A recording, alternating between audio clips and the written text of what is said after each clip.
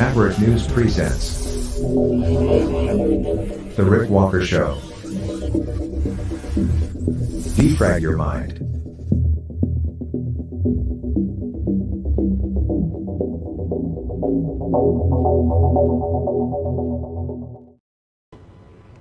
Good evening, Maverick family. Welcome back.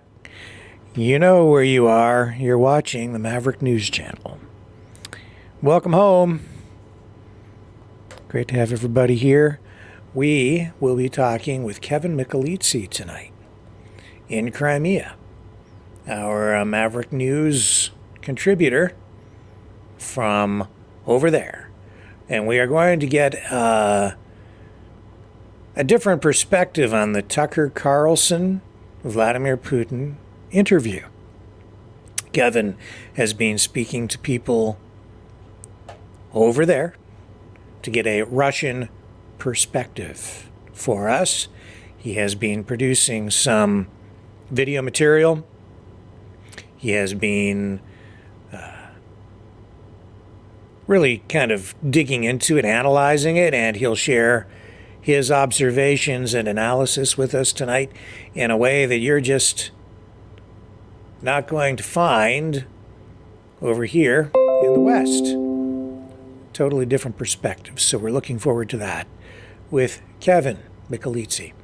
Also, Justin Trudeau, his support is crumbling. We've already seen him tumbling in the polls, and now it looks like the love affair between JT and Jagmeet Singh, leader of the NDP, may be coming to an end as well. We'll explain what that is all about.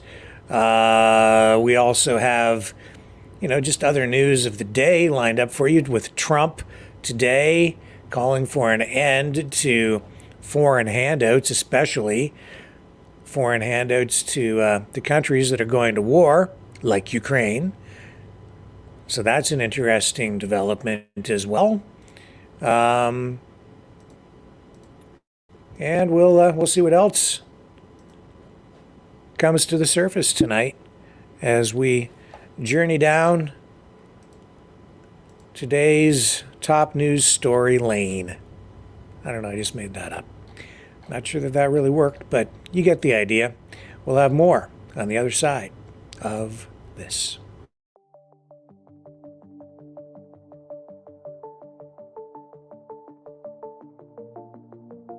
Greetings, brave Mavericks.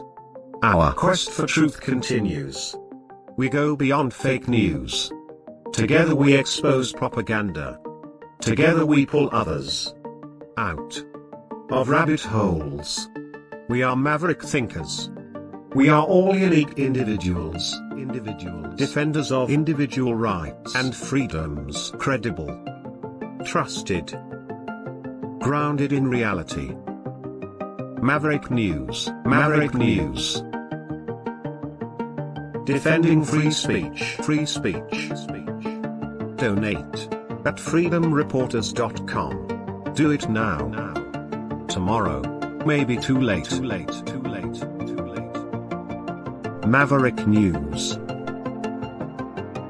The world is watching.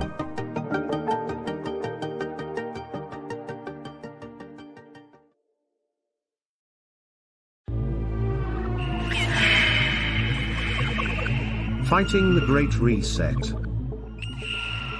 by leading the Great Resistance.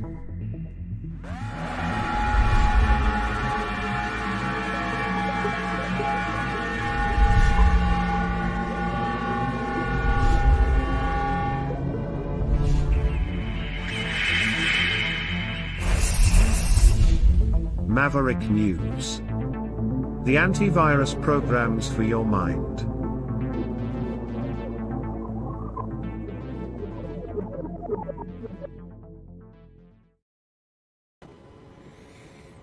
And I'm back.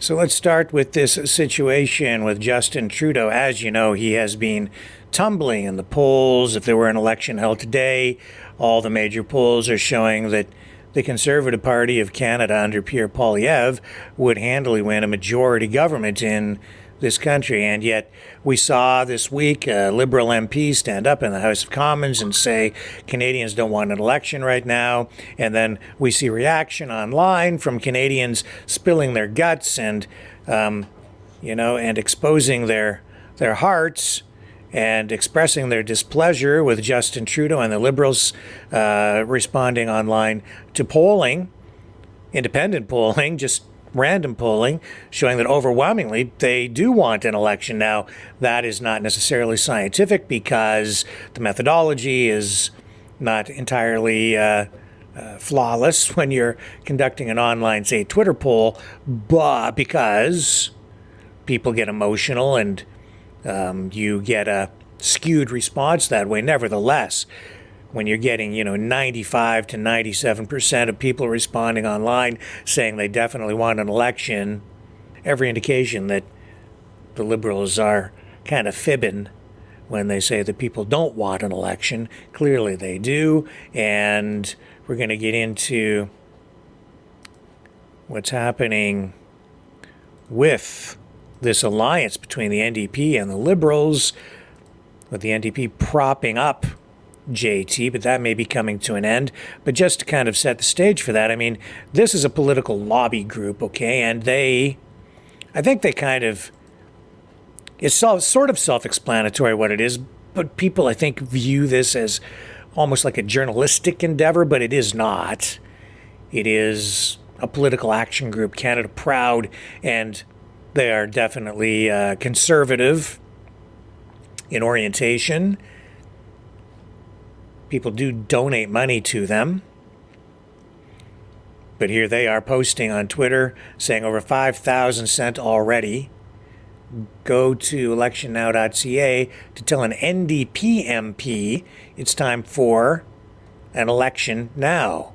And this is the graphic that they've been circulating online, and our very own Leo Lucier, Mouth of the South, went to his local MP's office. We ran that video the other day to express his desire for an election and a dissolution of this alliance between the NDP and the Liberals. As you know, the Liberals have a minority government, and without the support of the NDP, they will have a very difficult time getting anything passed in the House. And if key pieces of legislation are defeated, that can lead to a vote of confidence, and therefore that can easily become a vote of non-confidence, which would trigger an election. Without that NDP support, we are probably looking at an election sooner rather than later. Indeed, I've been predicting an election for this coming fall with a summer-long campaign. And with the way things are looking, I would say that seems to be shaping up. Some people were saying spring, but we're already now into February, and I don't think that there is really enough time. There could be. They could call an election. Could run it in, a 60 to 90 day, well, maybe a 90-day window from first public notification and from the time that the Governor General is informed and dissolves Parliament. But I don't think so. I think we're looking at fall. But maybe, pretty early call for it, maybe an end of summer election. As I've been saying for a while, I think that Trudeau would like to piggyback the next federal election on the U.S. election to take advantage of the emotional momentum that will flow from the United States, to take advantage of all of the marketing and the hype and the division that is no doubt going to come along with the big presidential election and the showdown between Donald Trump and Joe Biden, and it looks like that is what we are going to get, is a showdown like that. But why? Why am I talking about this alliance crumbling? Well, excuse me, it is because the NDP is saying that they may divorce themselves from the Liberals over the pharmacare issue. Now, as you may know, the NDP is really the party that was responsible for the National Dental Care Subsidy Program that the Liberals brought in. It was the NDP that pressured the Liberals to do that. And also, in order to continue this alliance, this joint governing structure that we have in Canada, there was a pharmacare, free pharmaceutical medicines, prescription drugs for Canadians. That's what the NDP was pushing for, and the Liberals have been slow to respond to that, according to the NDP. And here is a headline from the CBC highlighting this story, which may give some people actual hope that the reign of Justin Trudeau may be coming to an end. Here it is right there. NDP threatens stalling tactics, end of agreement with Liberals over slow pace of pharmacare talks. New Democrats privately say they fear deal with the Liberals is holding them back politically. So there's the mainstream media, government, state media, highlighting this story. Very real. I've been telling people, be patient. Justin Trudeau's days are numbered. The momentum is against him. The winds of change seem to be blowing. And the federal NDP is now warning that an end to this agreement between the Liberals and the NDP, what they call the supply and confidence deal with the Liberals, which is a bipartisan cooperation agreement, could be coming to an end, and that could mean an election. Now, Trudeau doesn't really need to call an election until sometime in 2025 constitutionally, but he can go earlier, and can be forced to go earlier under the right conditions. If the government loses, if the governing Liberals lose the confidence of the opposition parties in the House, they can be forced to call an election. And I think that is where we're headed. So keep your eyes on this one, folks. Justin Trudeau's support is crumbling, both publicly and within the House of Commons itself.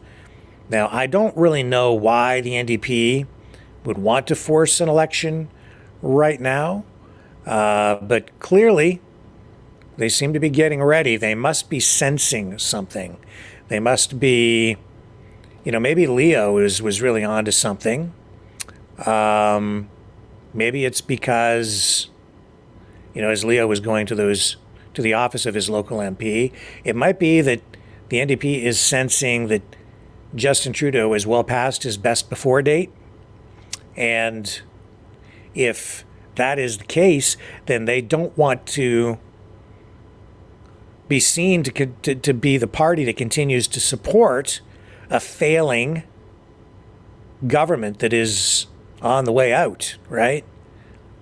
So they might be, they might be in a position where they're hoping to get away from a sinking ship. Success breeds success, failure breeds failure. Nobody wants to be part of something that is negative. And if Jagmeet Singh is wise, or wises up, then maybe he's getting ready to just sever ties with JT. I had a meeting with the Prime Minister yesterday on this very point, and I made it very clear to the Prime Minister on Monday. I made it very, very clear to the Prime Minister that we expect legislation, and we expect the government to take steps to go beyond that, and we expect that by the 1st of March. And it was a tough meeting. it was clear that I made it clear that we're not. This is something we're very serious about. We're not going to extend this any further. We are very serious that pharmacare has to be delivered. We need to see legislation and some additional steps. And I made that very clear to the Prime Minister. I put him on notice that we expect that by March 1st. If not, there will be repercussions. So, consequence. Absolutely, there will be repercussions clip. if the government doesn't follow through. What specifically are those repercussions that you're talking about? They'll see, but I made it very clear to the Prime Minister and to the Liberal government. If they don't follow through, there will be repercussions. Repercussions. So there's that CBC article reinforcing what I've been saying. And for those of you hoping for an election, you may get your wish sooner than you think. So buckle up. It's going to be an interesting spring, summer, and fall, I think. I'd say look for that election in the fall. Because, look, it's February now. He has now till the 1st of March, right? 1st of March.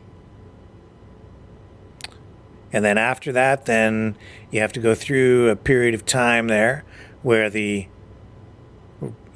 support from the NDP is withdrawn. Then there will be a process that unfolds and politics that's played out within the House,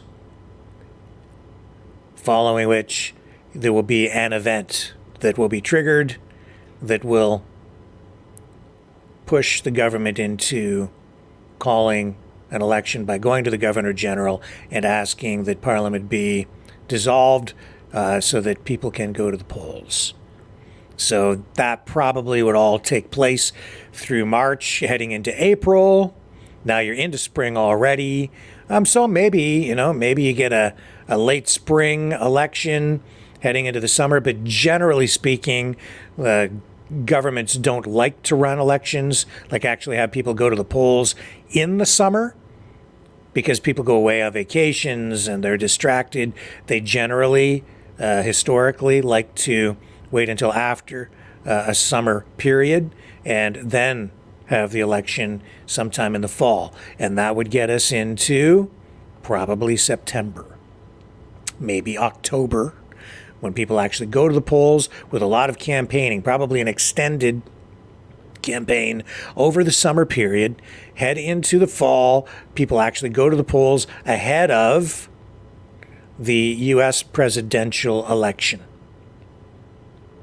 which then will take place shortly thereafter. So I would say take a look at that.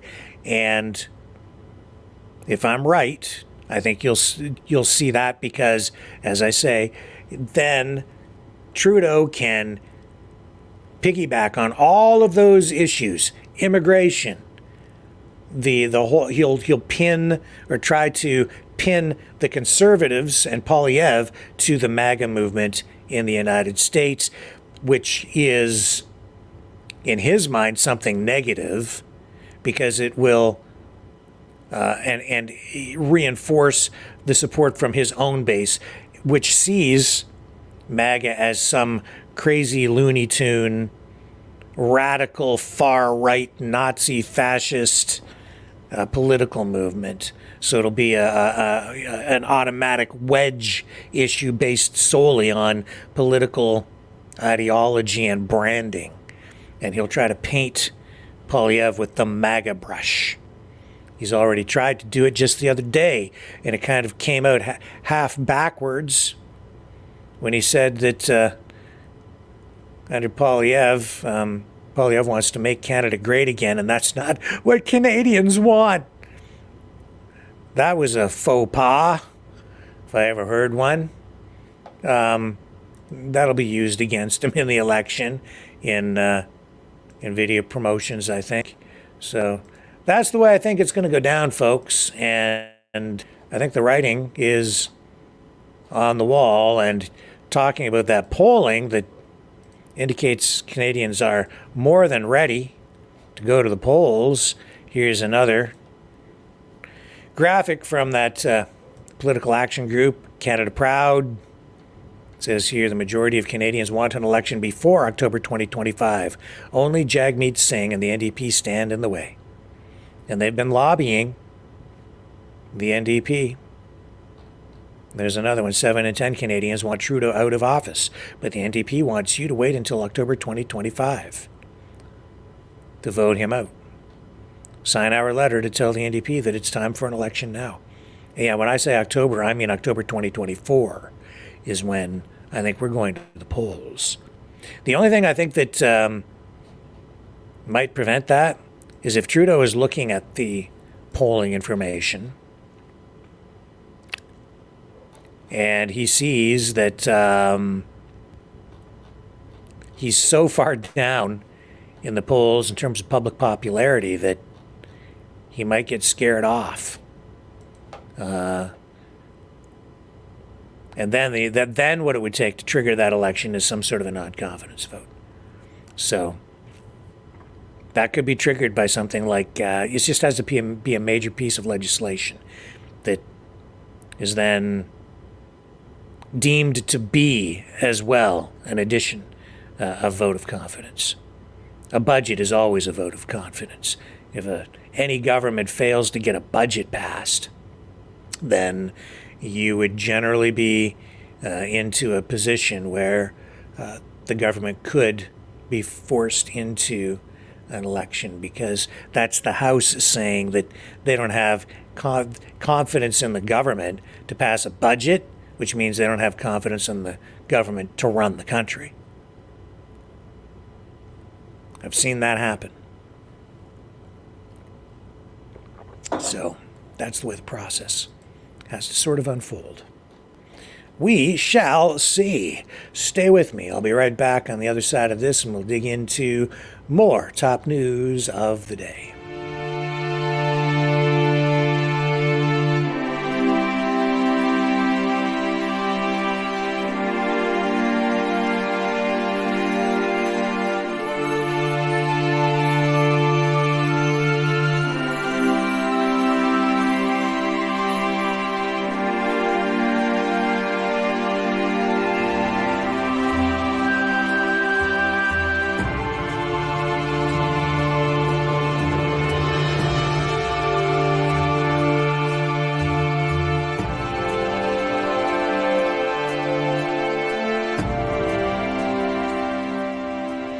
Maverick News. The world is watching.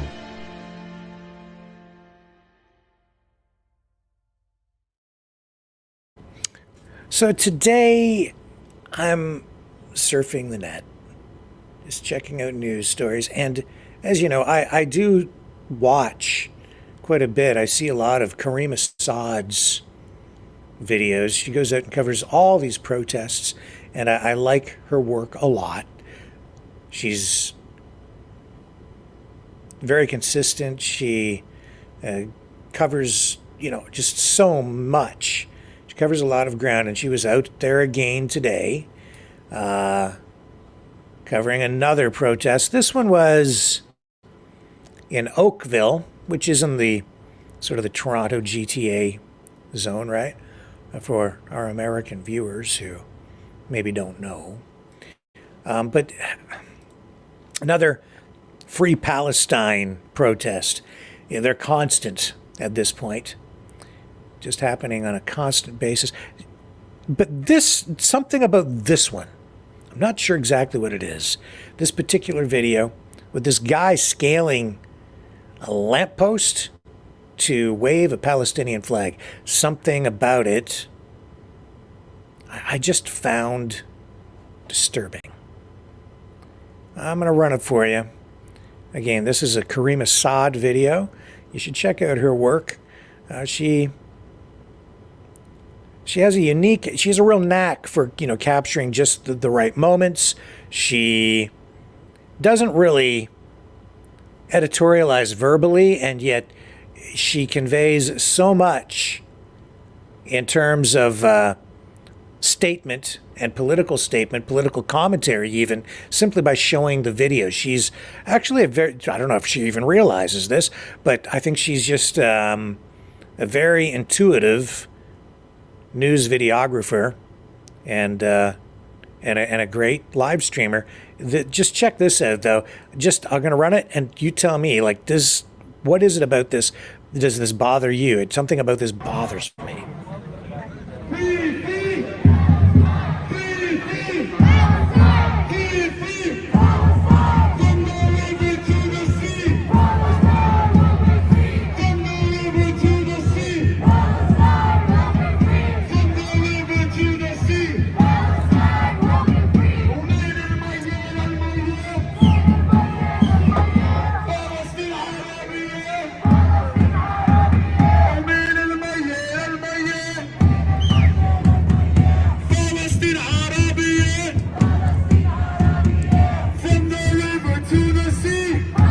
You know what it is?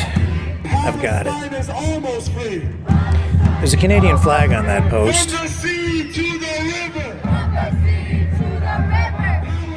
But where is the Palestinian flag as he's waving it above the Canadian flag on that post?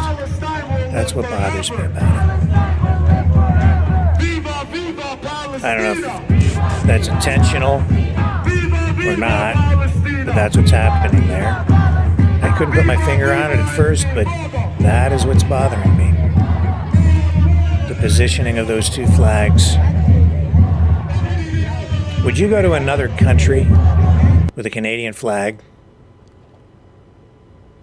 and fly the Canadian flag above the flag of the country that you're visiting?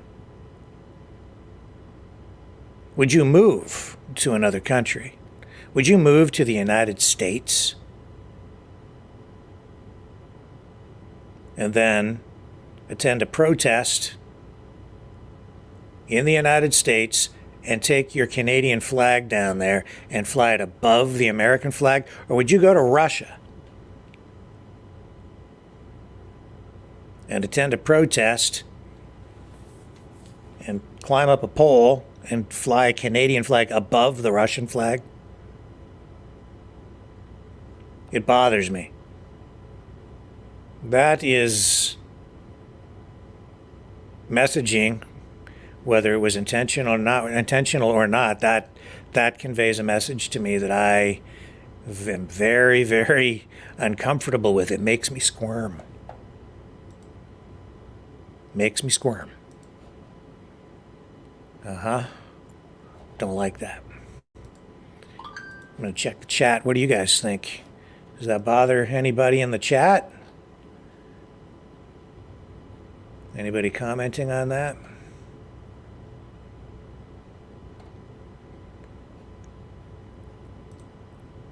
Magic Moon says Spider-Man, cousin the Scorpion. Lisa Marie says, where's the police? I don't know. They must be around there somewhere. Surely they were keeping an eye on things there today. Just a dildo says, I don't care about Palestine or Israel. I don't know, does the flag thing bother anybody else, or is it just me? All Sorts says Canada is a pushover. Yeah. Canada is. And Isabel says, that's disrespectful. Any other country, that would be arrest time. Yeah, it could be. In most countries, I think. A lot of countries. Yeah. Isabel says it bothers her a lot. Yeah, me too. I couldn't quite understand it. What is it about this that bothers me? I didn't really notice the Canadian flag.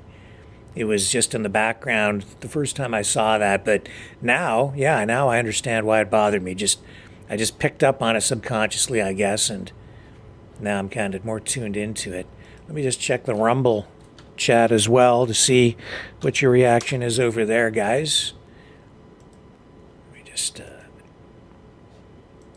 tune in over here, and we're going to go to Kevin Michelizzi soon for his reaction. Well, he's been getting reaction over there to the Tucker-Putin interview. So Russian reaction to the Tucker-Putin interview coming up shortly here on the Maverick News channel. Dam Pam says, I don't think that flying a Canadian flag would work too well in a Muslim state, Rick. Yeah, I don't think so either. 115 Sharon says, an arrogance backed up by our so-called federal representatives.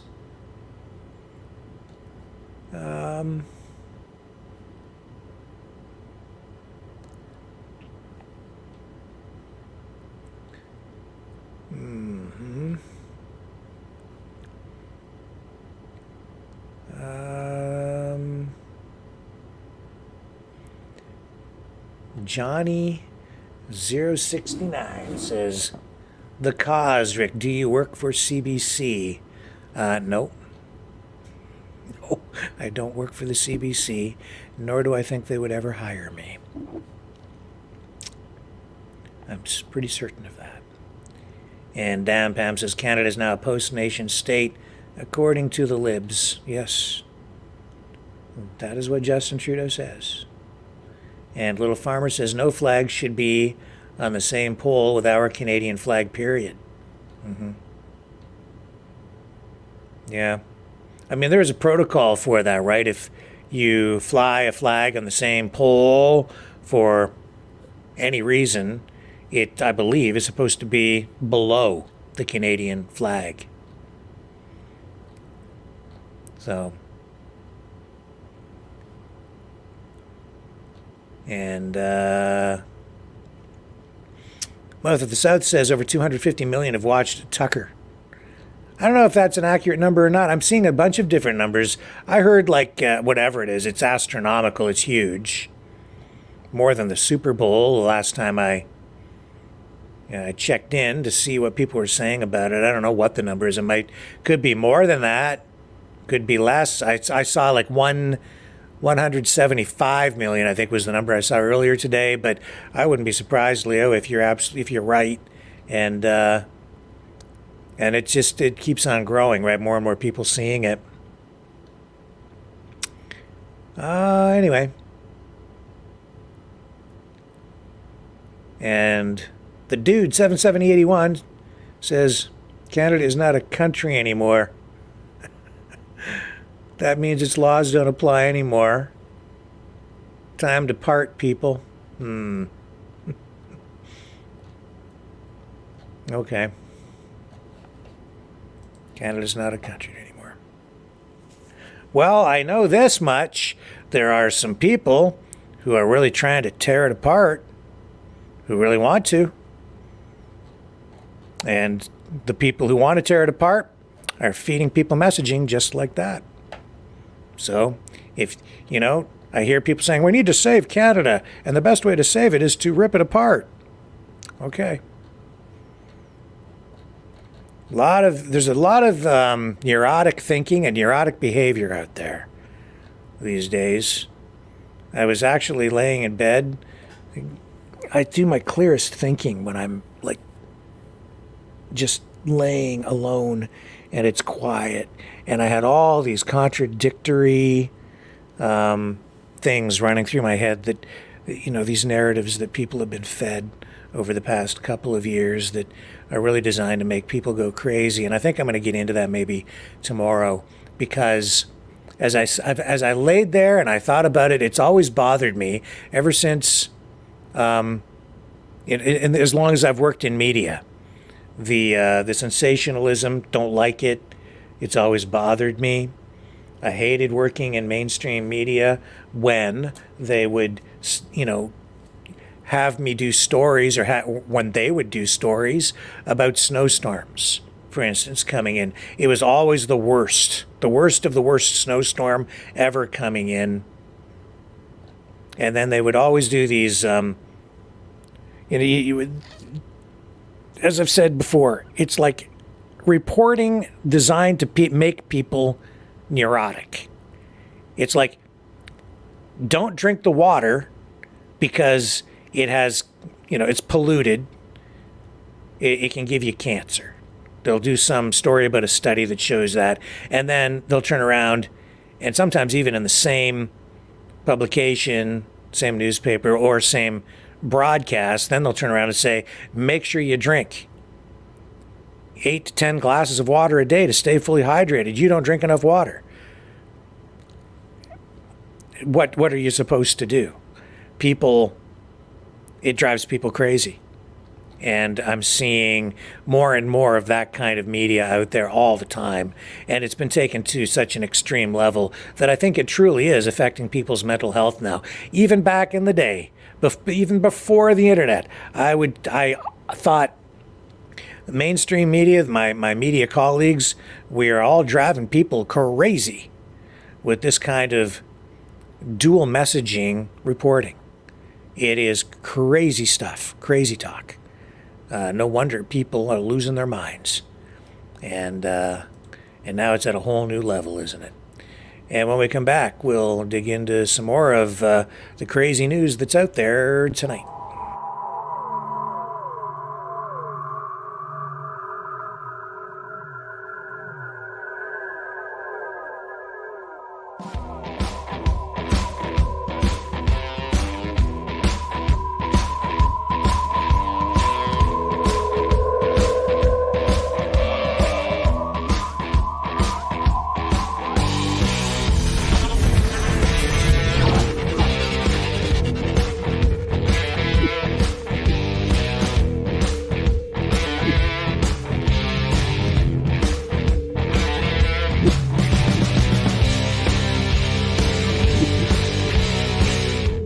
Maverick News.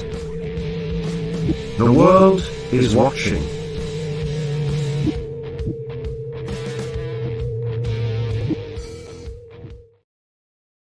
So Joe Biden, his memory issues were front and center this week again because of the federal prosecutors saying, oh, we can't really charge him for the document offenses because he's really getting old and can't remember a lot of things. But he can still be president. He can't remember anything, but it's okay for him to run the country.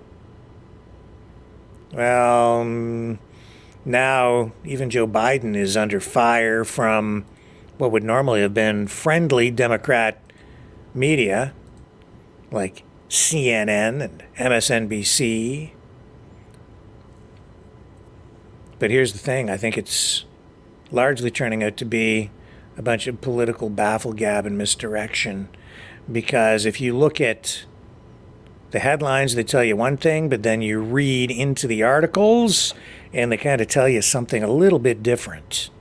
So here's NBC tonight highlighting this story tonight, and the headline is, could Democrats replace Biden as their nominee? Which automatically makes you think that the Democrats might be looking at replacing Joe Biden as the nominee. Very dramatic, right? It really builds up suspense and makes people think that Joe Biden might actually be on the way out because he's going senile. But then you read the subheading here and it says it is nearly impossible for the Democratic Party to replace Biden, and the president has given no indication that he intends to step aside, nor is anyone asking him to. So the headline kind of leads you down one path. The subheading gives you a little bit more information that contradicts the inference that the headline is giving you. And then you read down further into this article, and where did I go here? I need to get back into it.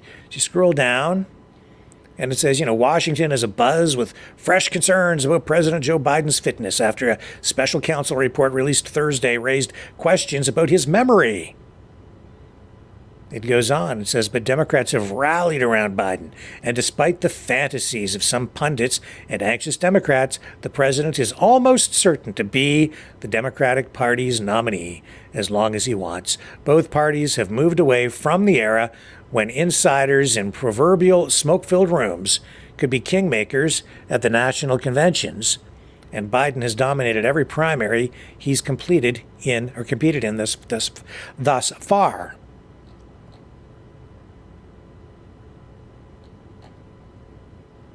I think the message here really is whoever is behind Biden and is actually running the country has decided that they want to keep him in that position, probably because he's easy to control.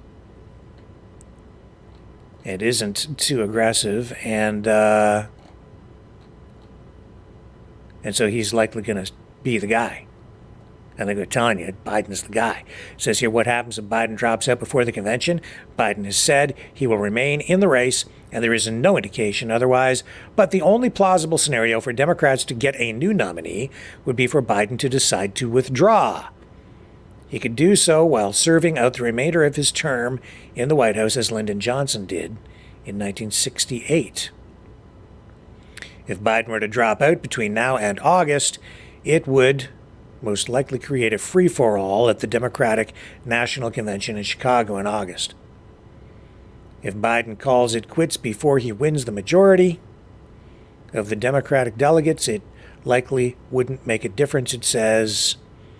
Any new candidate who tried to enter the race would be unlikely to get on enough of the remaining ballots and therefore couldn't win enough delegates. Ultimately, the decision will come down to the convention delegates, or would likely come down to the convention delegates, who were initially pledged to Biden. And then it goes on and explains the process. Bottom line is, folks, it would take a heck of a lot to oust Biden. And yet, he just fumbles along, stumbles along, mumbles along. Unbelievable. It seems surreal to me. But I think he will be the nominee, and he will be a viable candidate for them only because they're just gonna prop him up again. Crazy stuff. That is why people are losing confidence in the entire system. Trump continues to pour it on. He is a juggernaut. That's what he is. A steamroller. Nikki Haley is nothing but cannon fodder at this point. Still hanging on, trying to compete against Trump, but he's just winning everything. Blowing away whatever, I guess you could call it competition, but not really, on the GOP side. So it's pretty clear he will be the nominee, no matter what. And then today he was calling for an end to handouts for foreign governments, in particular handouts for foreign wars. Says the U.S. should only give out loans. That's kind of interesting. Says an end to foreign aid unless it's a loan and not just a giveaway. And he did post on social media as well. Let me see if I can get this up on the screen for you in a clean way without all these ads and problems and things kind of in the way. Here we go. I can show you this. So this is what he posted on social media on Truth, his platform. And there it is.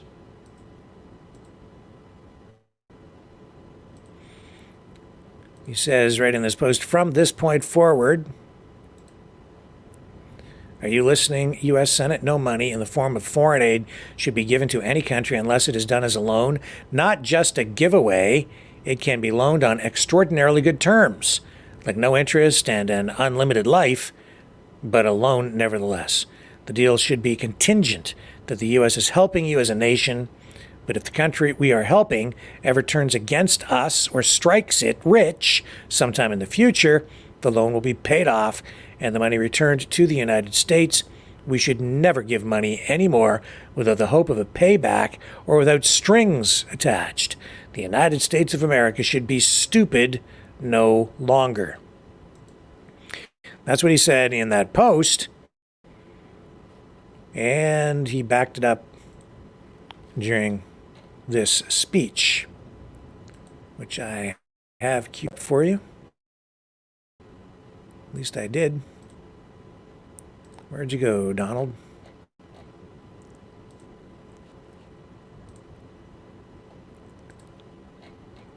I had him queued up.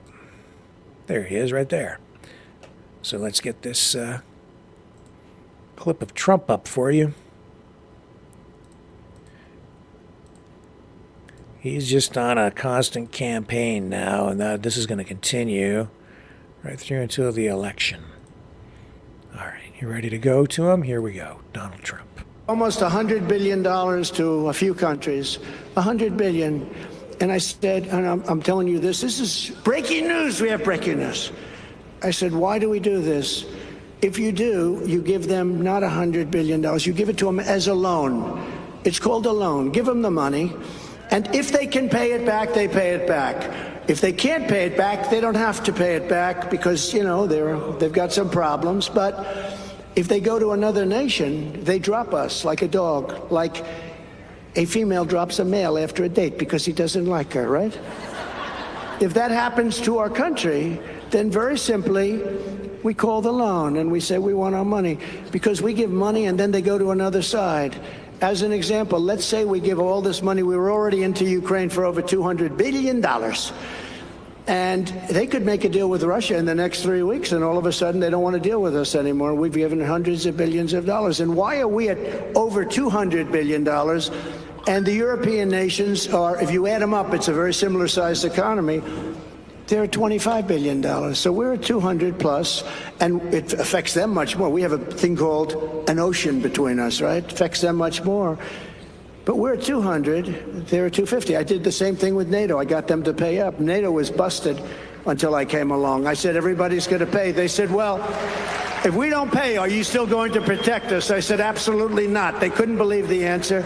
And everybody, you never saw more money pour in to Secretary General Stoltenberg. Well, I don't know if he is anymore, but he was my biggest fan. He said, all these presidents came in, they'd make a speech, they'd leave, and that was it. And they all owed money. And they wouldn't pay it. I came in, I made a speech, and I said, you got to pay up. They asked me that question. One of the presidents of a big country stood up and said, well, sir, if we don't pay and we're attacked by Russia, will you protect us? I said, you didn't pay? You're delinquent? He said, yes, let's say that happened. No, I would not protect you. In fact, I would encourage them to do whatever the hell they want. You got to pay. You got to pay your bills. And the money came flowing in. And Henry would know this. If I said, yes, I will, you don't have to pay. Yes, I will. Most politicians have said to that, yes, we will protect you under any circumstance. Well, then they're never paying up. I said, no, you have to understand, you don't pay your bills, you get no protection. It's very simple. Hundreds of billions of dollars came into NATO, and that's why they have money today, because of what I did. And then I hear that they like Obama better. They should like Obama better. You know why? Because he didn't ask for anything. We were like the stupid country of the world, and we're not going to be the stupid country of the world any longer. We're not going to be. Got bad under this guy. And, you know, he spoke of Obama there, and you know, I was thinking about this just yesterday. If you really want to pick a moment in time when I think things really started to go south for the United States, Western countries, it was when Obama was in office. The great hope for the nation, right? The first black president. People thought, wow, you know, it's finally happening. I think people were hopeful that these racial divides would diminish. But really, things just got worse. As some others, particularly the conservative side, I remember Rush Limbaugh saying that Obama would just make it worse, and indeed, it certainly has gotten worse. On that point, he absolutely was right. And when you heard him say that he wanted to fundamentally transform America. Red flags fundamentally transform the country. What does that mean? You're seeing it. Identity politics, racial divisions deepened, unprecedented levels of protesting in the streets, more violence, rising crime, increasing debt, globalism, an embrace of globalism. Poor foreign policy, an extension of U.S. aggression around the world under Obama, with the media really running cover for him, I think, so that people were largely unaware. It was that moment in time. I remember when he was elected. I remember. I was in Las Vegas the night that he was elected, and I was there with a couple of people who were Democrats, and they were just overjoyed. And I looked at them and I said, "Do you really think that things are going to change that much?" Knowing what I know about politics, I said, well, I thought at the time, how much can that guy really change things?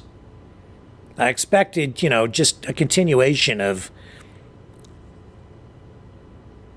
the same kinds of policies that we'd had under previous presidents and administrations. And to some degree, I was right. It's just that it seemed like everything negative has been accentuated since then, and the positive stuff has been cut. So more of the same bad stuff and less of the good stuff. That's what I've observed. And now America is in a state of managed decline. That's a phrase that's been thrown around a lot since Obama. Trump, in his own way, kind of tried to turn things around, but, as much as people were hopeful that he would bring conservatism back to the White House, as I sit and look back, even he, spent like a drunken sailor, got caught up in the COVID pandemic. We went through unprecedented levels of authoritarianism under his administration because of the lockdowns, which you can blame on the states if you want. But I still feel like he came up short on that front. A lot of people forgiving him. But man, that was a bad scene. Bad time. Worst time. The worst time ever.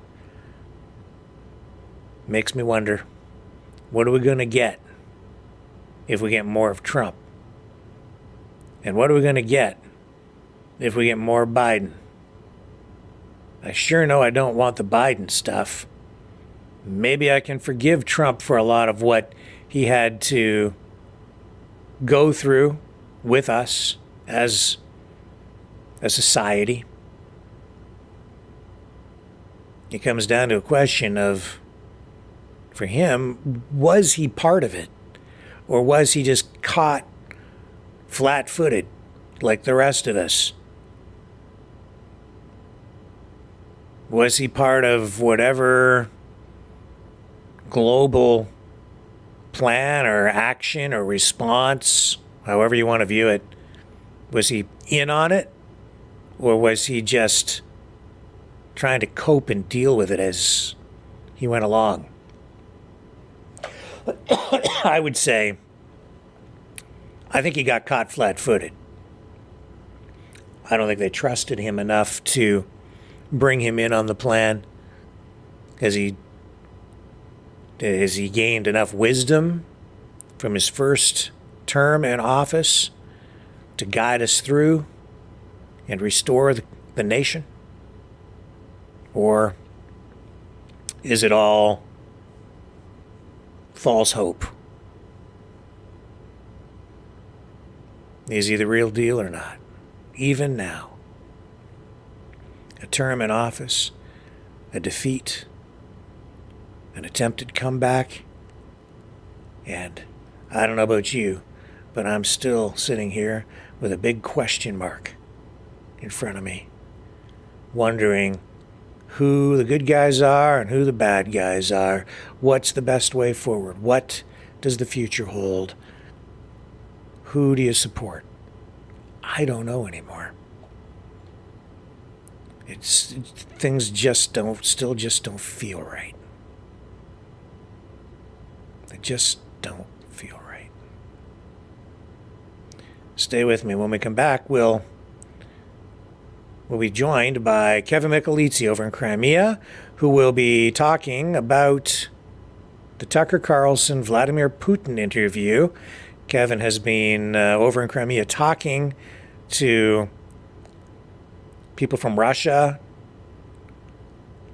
about, the way they view Tucker Carlson, their reactions to the interview, and he's also going to tell us about the kinds of media reports that are now flowing in response to that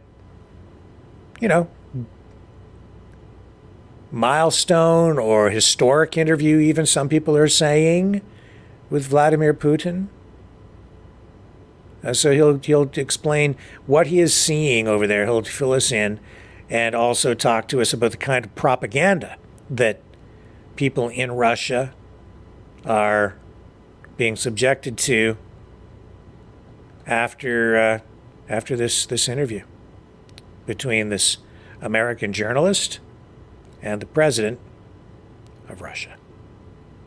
Stay with me.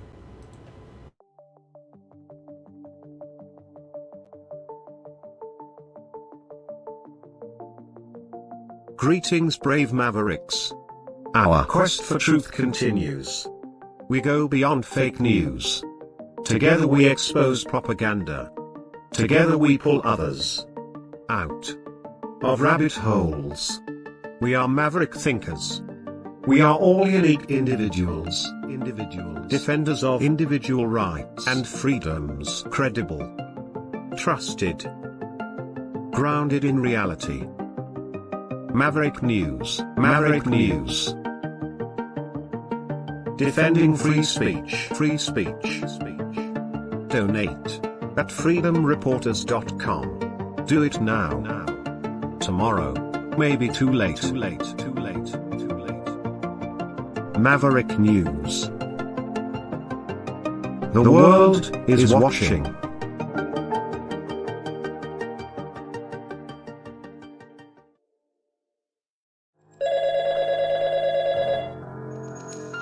Feel the vibrations.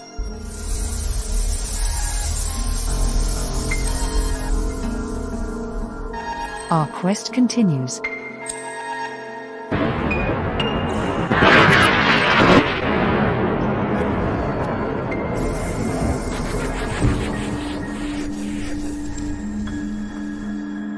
The truth is out there.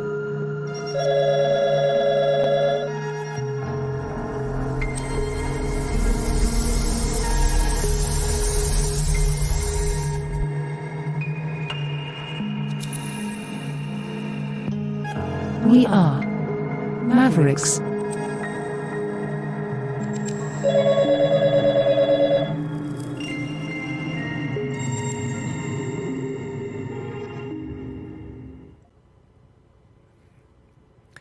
Kevin Michelizzi, welcome back to the program. Great to have you here again. Thank you for joining us. Always glad to be here, Rick. Thanks for inviting me again. I'm excited to talk to you today because we had probably, the biggest media event of the year just in the last couple of days, if not maybe the decade. The Tucker Carlson interview with Vladimir Putin. Give me your first impressions, and I'm excited to hear from you because you're sitting over there in Crimea with a different perspective. Well, for me, Putin totally controlled that interview, and Tucker was way out of his league. I think Tucker Carlson went into it with an idea of, I'm going to ask these questions and I'm going to accomplish this. And it was painfully obvious that he had absolutely no control over that interview at all. Yeah, So- I said something very similar, but I think you were a little more polished in your delivery on that front. It was very obvious from the beginning that Putin had the upper hand, especially starting with that half-hour history lesson, which I know that sort of annoyed Tucker Carlson a little bit. He wanted to just get to the point, but Putin was Yeah. like, no, you need to know this. Yeah. Are we doing a show or are we having a conversation? A talk show, talk show or Yeah. serious conversation, which really instantly put Tucker Carlson in his place. Yeah. And it's interesting because, Putin is a master at controlling the situation like that. And, some of the propaganda I've seen, I saw the reports today from like the Wall Street Journal, and I've actually got a video coming out a little later tonight that actually calls out the actual propaganda there, where they say that he accused the journalist that's in jail, falsely accused him of espionage. And, this was part of the interview. And what they were saying in this article was that Putin, falsely accused him, and he went on a rant. That seems to be the Western press's favorite word these days, is Putin is ranting. But, he very calmly said, the guy was caught doing this, and that's espionage. And just to make sure my mind is still there on things like that, I went out to the Department of Defense and looked up their definition of espionage. And it is, gathering confidential information illegally.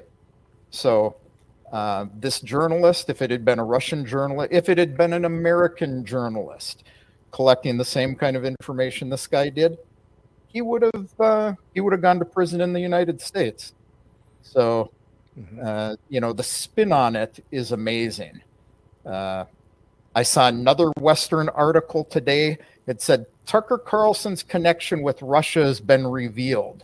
In 2006, he performed in the American show Dancing with the Stars with his Russian partner, Yelena Granko. Now, I don't know if it's true or not. He was on Dancing. It is true. He was on Dancing with the Stars. Okay, well, but it's definitely his tie to Putin. So Okay.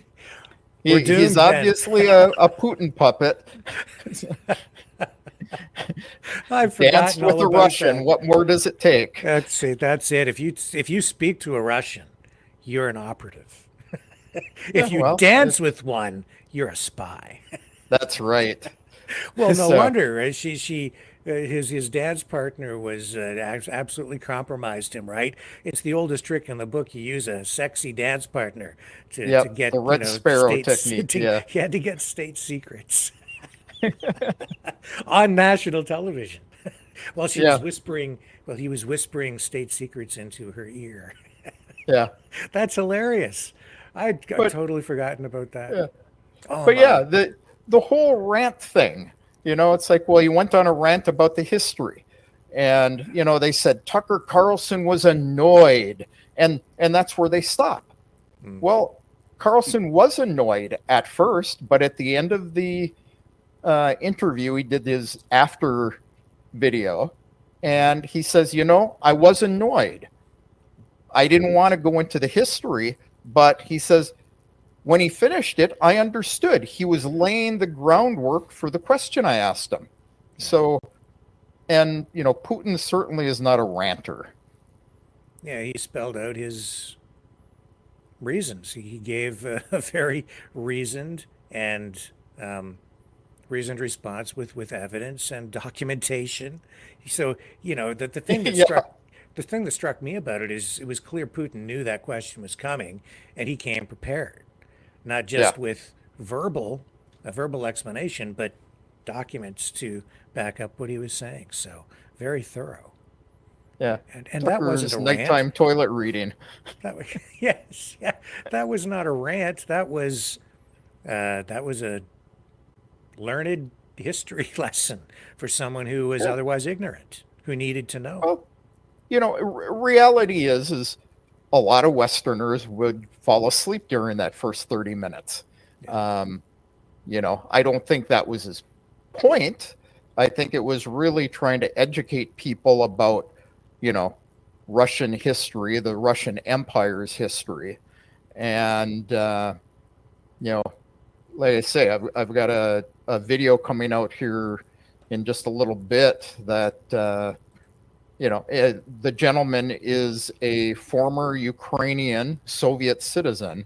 And he explained to me that Russians, a lot of times, he said he even did that with his former girlfriend. She would ask him a question and he felt like he had to give her context. So he would start back at Adam and Eve and go forward from there. And, if you understand the Russian mindset, this is what they do. I often complain to my wife. I ask her what time it is. She tells me how to build a watch. So, Yeah. Well, I mean, when you watch that, it's all very convincing. It is a history lesson. History is, of course, that was open to interpretation, so I can understand how some people might want to, rebut some of what he said. But I was appreciative of listening to that because it does give proper context, and I don't think people here in the West have any idea, no clue as to what Russian history is about. We don't exactly. learn about that over here. Not at all. So it was absolutely necessary for people to understand where he's coming from when he says that Ukraine has always sort of been part of Russia. So I understand the argument. Yeah. Except for the part that was Poland. Well, I mean, and then, whenever it's something political, I always say that where history comes into play, any politician or world leader is going to have their view of history because there can be Right. many views of history. So that's something academic and is maybe open for more discussion or scrutiny by historians who are other politicians. So I always try to look at both sides of the story, but yeah, I get it. And this thing with the Wall Street Journal journalist Evan Gershkovich, I can never pronounce his name right, Gershkovich. Yeah, I mean, the law is the law is the law. And even with Julian Assange, I'm always trying to remain sort of neutral on it, be open to looking at all sides of the issue. The same thing with this particular case here, and Russian law applies to this Wall Street Journal journalist who is now in jail. If you're over there, and I can't say for sure what the evidence is, but if someone is taking in secret information from the government and you're in their country, and that's an illegal activity, then that's an illegal activity, whether you're a journalist or not. So Yeah, you only get the side where the American journalist got arrested, but so did the guy that was giving him the information. There was actually an exchange of confidential information. yes, And, his argument is, the journalist's argument is, well, I was just doing journalism. Well, you were receiving top secret information. They say, Julian Assange, you could apply the same thing there, and the United States is. Now, the difference is the United States is reaching overseas and pulling them in. Russia got this guy in the country. right. Yep.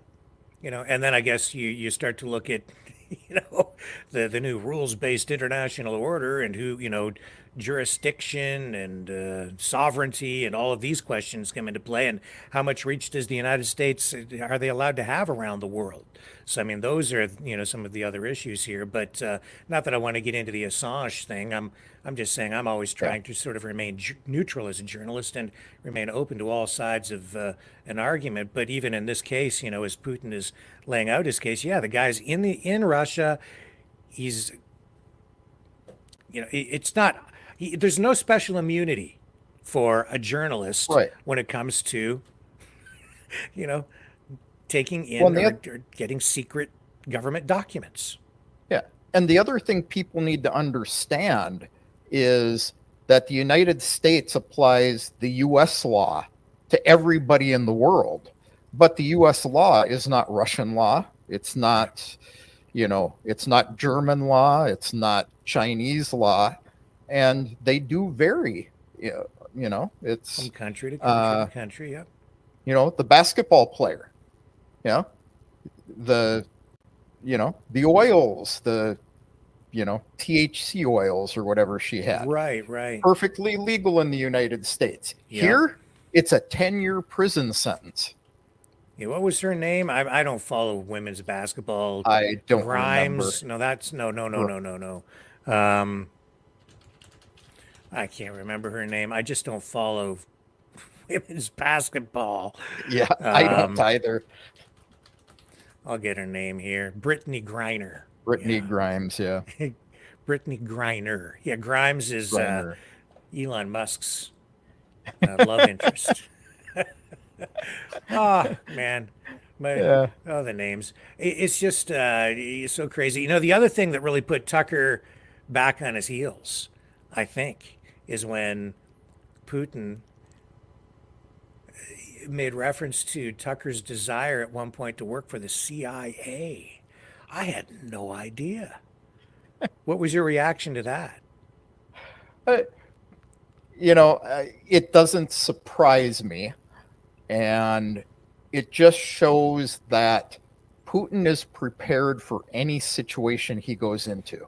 You can see the former KGB in him. And, people say, oh, well, it's the people he surrounds himself with, and he makes these things up. But think about it. He went through that 2-hour interview with no cue cards, no teleprompter, just off the top of his head. And he can spew facts and dates. No, the guy I was interviewing today about it, he said Putin showed his human side. He said for him it was good because Putin showed that he was a real human being, because he did have a couple of minor mistakes in his history. Maybe it was a year off in dates, or just a couple of minor things throughout the interview that weren't quite correct. Most of them he caught himself and corrected. But can you imagine Joe Biden going for 2 hours in an interview and remembering his name without a cue card? Well, all this is going on with Putin. Biden is over here,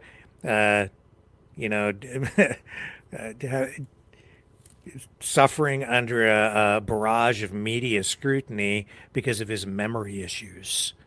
Yeah. What a contrast. Over here, it looks like such a clown show. Yeah. It really. So all this against a backdrop of propaganda, and we were bombarded with propaganda leading up to the interview. Now we're getting the after interview propaganda with a variety of narratives. But after the EU wanted to sanction him. Yeah.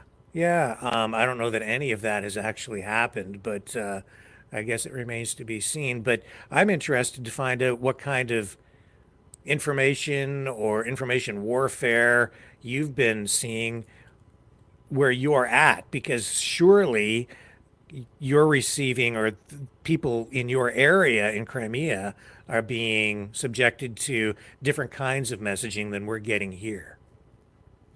Well, as it comes to this interview, it's almost like the Russians have been worshiping Tucker Carlson for having the nerve to come and talk to Vladimir Putin. Now, you know, they also have been saying Tucker Carlson is the only Western journalist who has come to Russia to interview Putin in the last 2 years. And that's not true. You know, he's the only one who's gotten an interview with Putin. But there have been several journalists who have come here and wanted to interview him. Most of them get turned away. And, you know, Putin isn't going to sit down with the Wall Street Journal. They've got a bureau chief in Moscow. I've spoken to her. And, you know, she can't get in to see him. BBC has been banned in Moscow. So primarily because of, you know, them pulling off Russian channels in the UK. Mm-hmm. So we do hear, you know, the Russian side of things.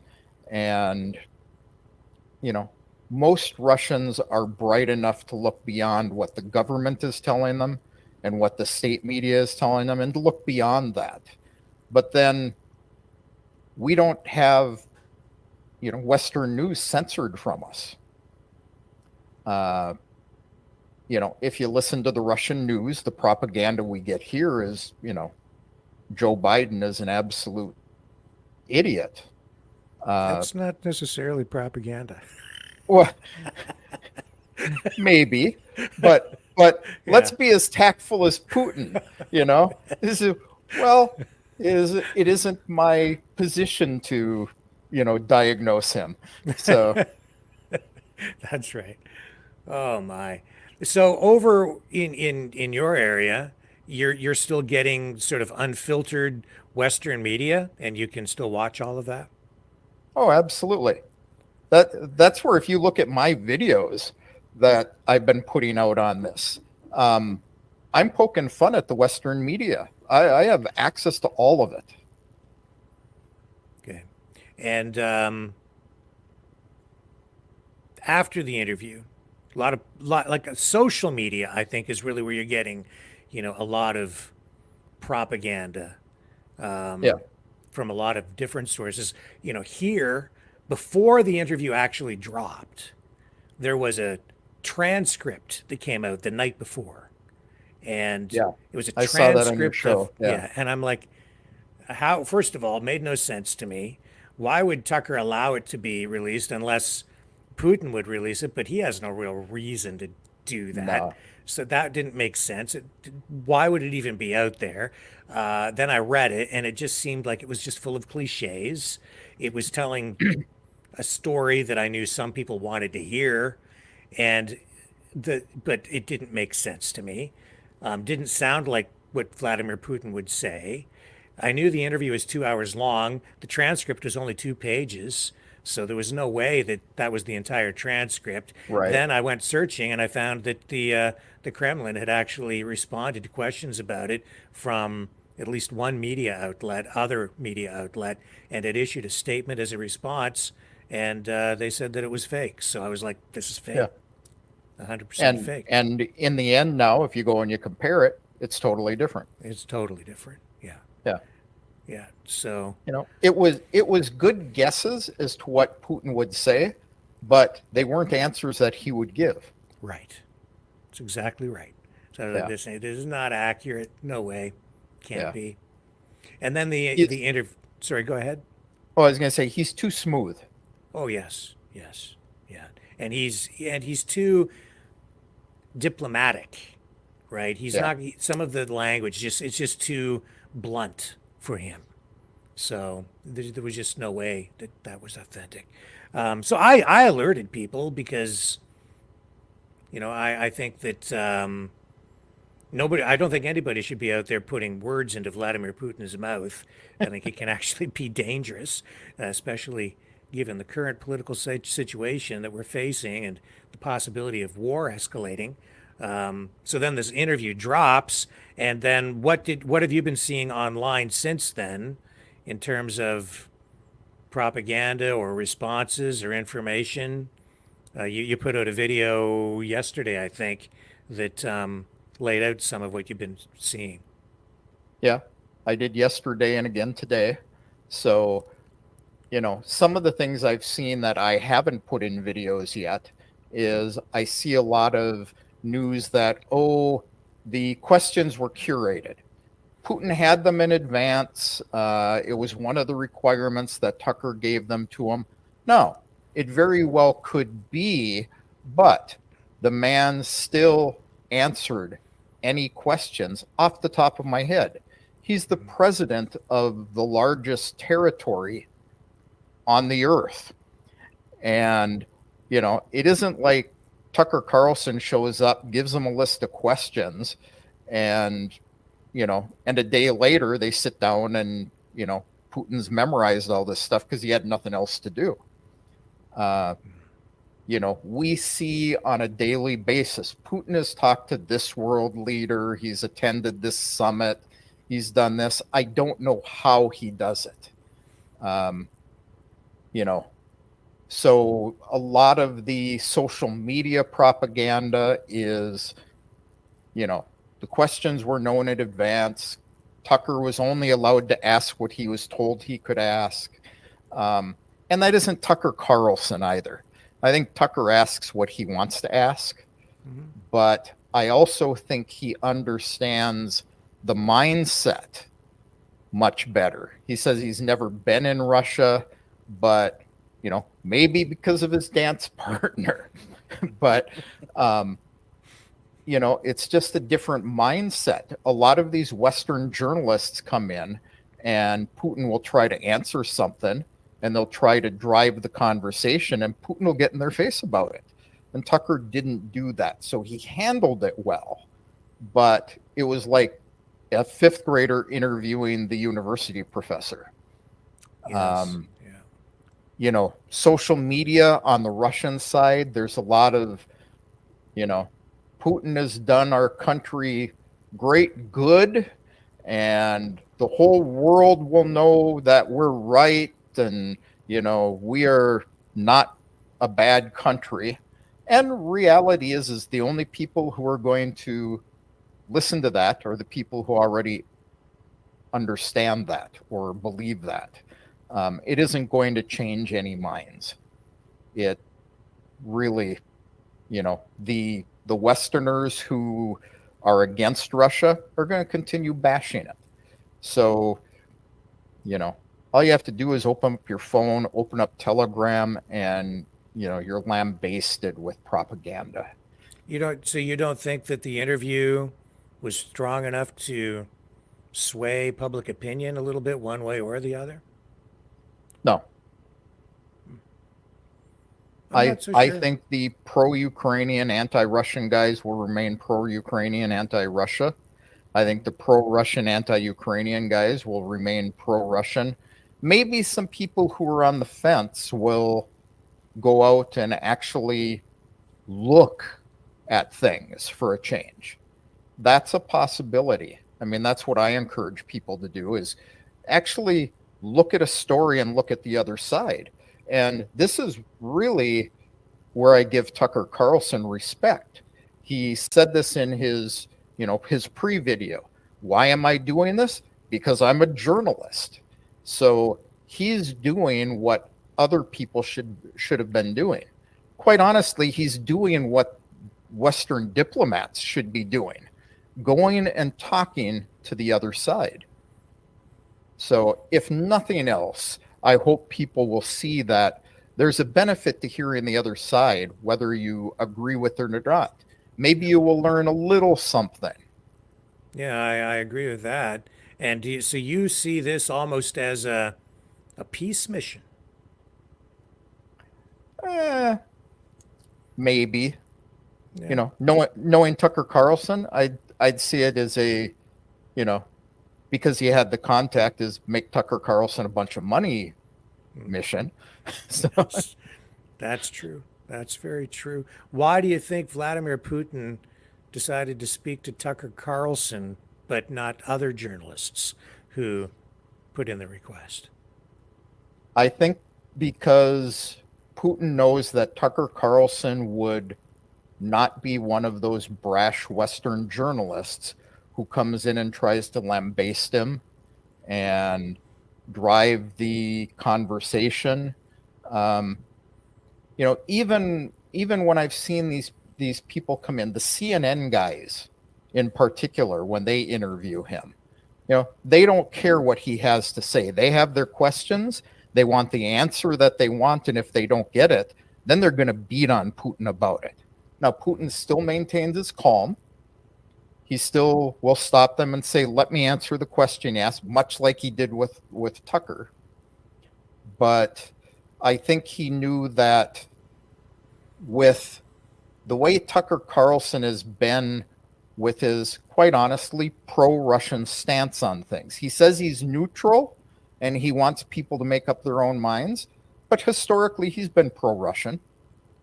He sees the fallacy in, this war, and I think he's intelligent enough that Putin said, I can have a conversation with this man. I can present our side of the story and put it out there. Maybe some people will learn the truth about the Minsk agreements, twice the Minsk agreements. I learned through that interview, I wasn't aware of this, there was actually an agreement before the Minsk agreements that the Germans and I don't remember who he said signed. That was before the Minsk agreements.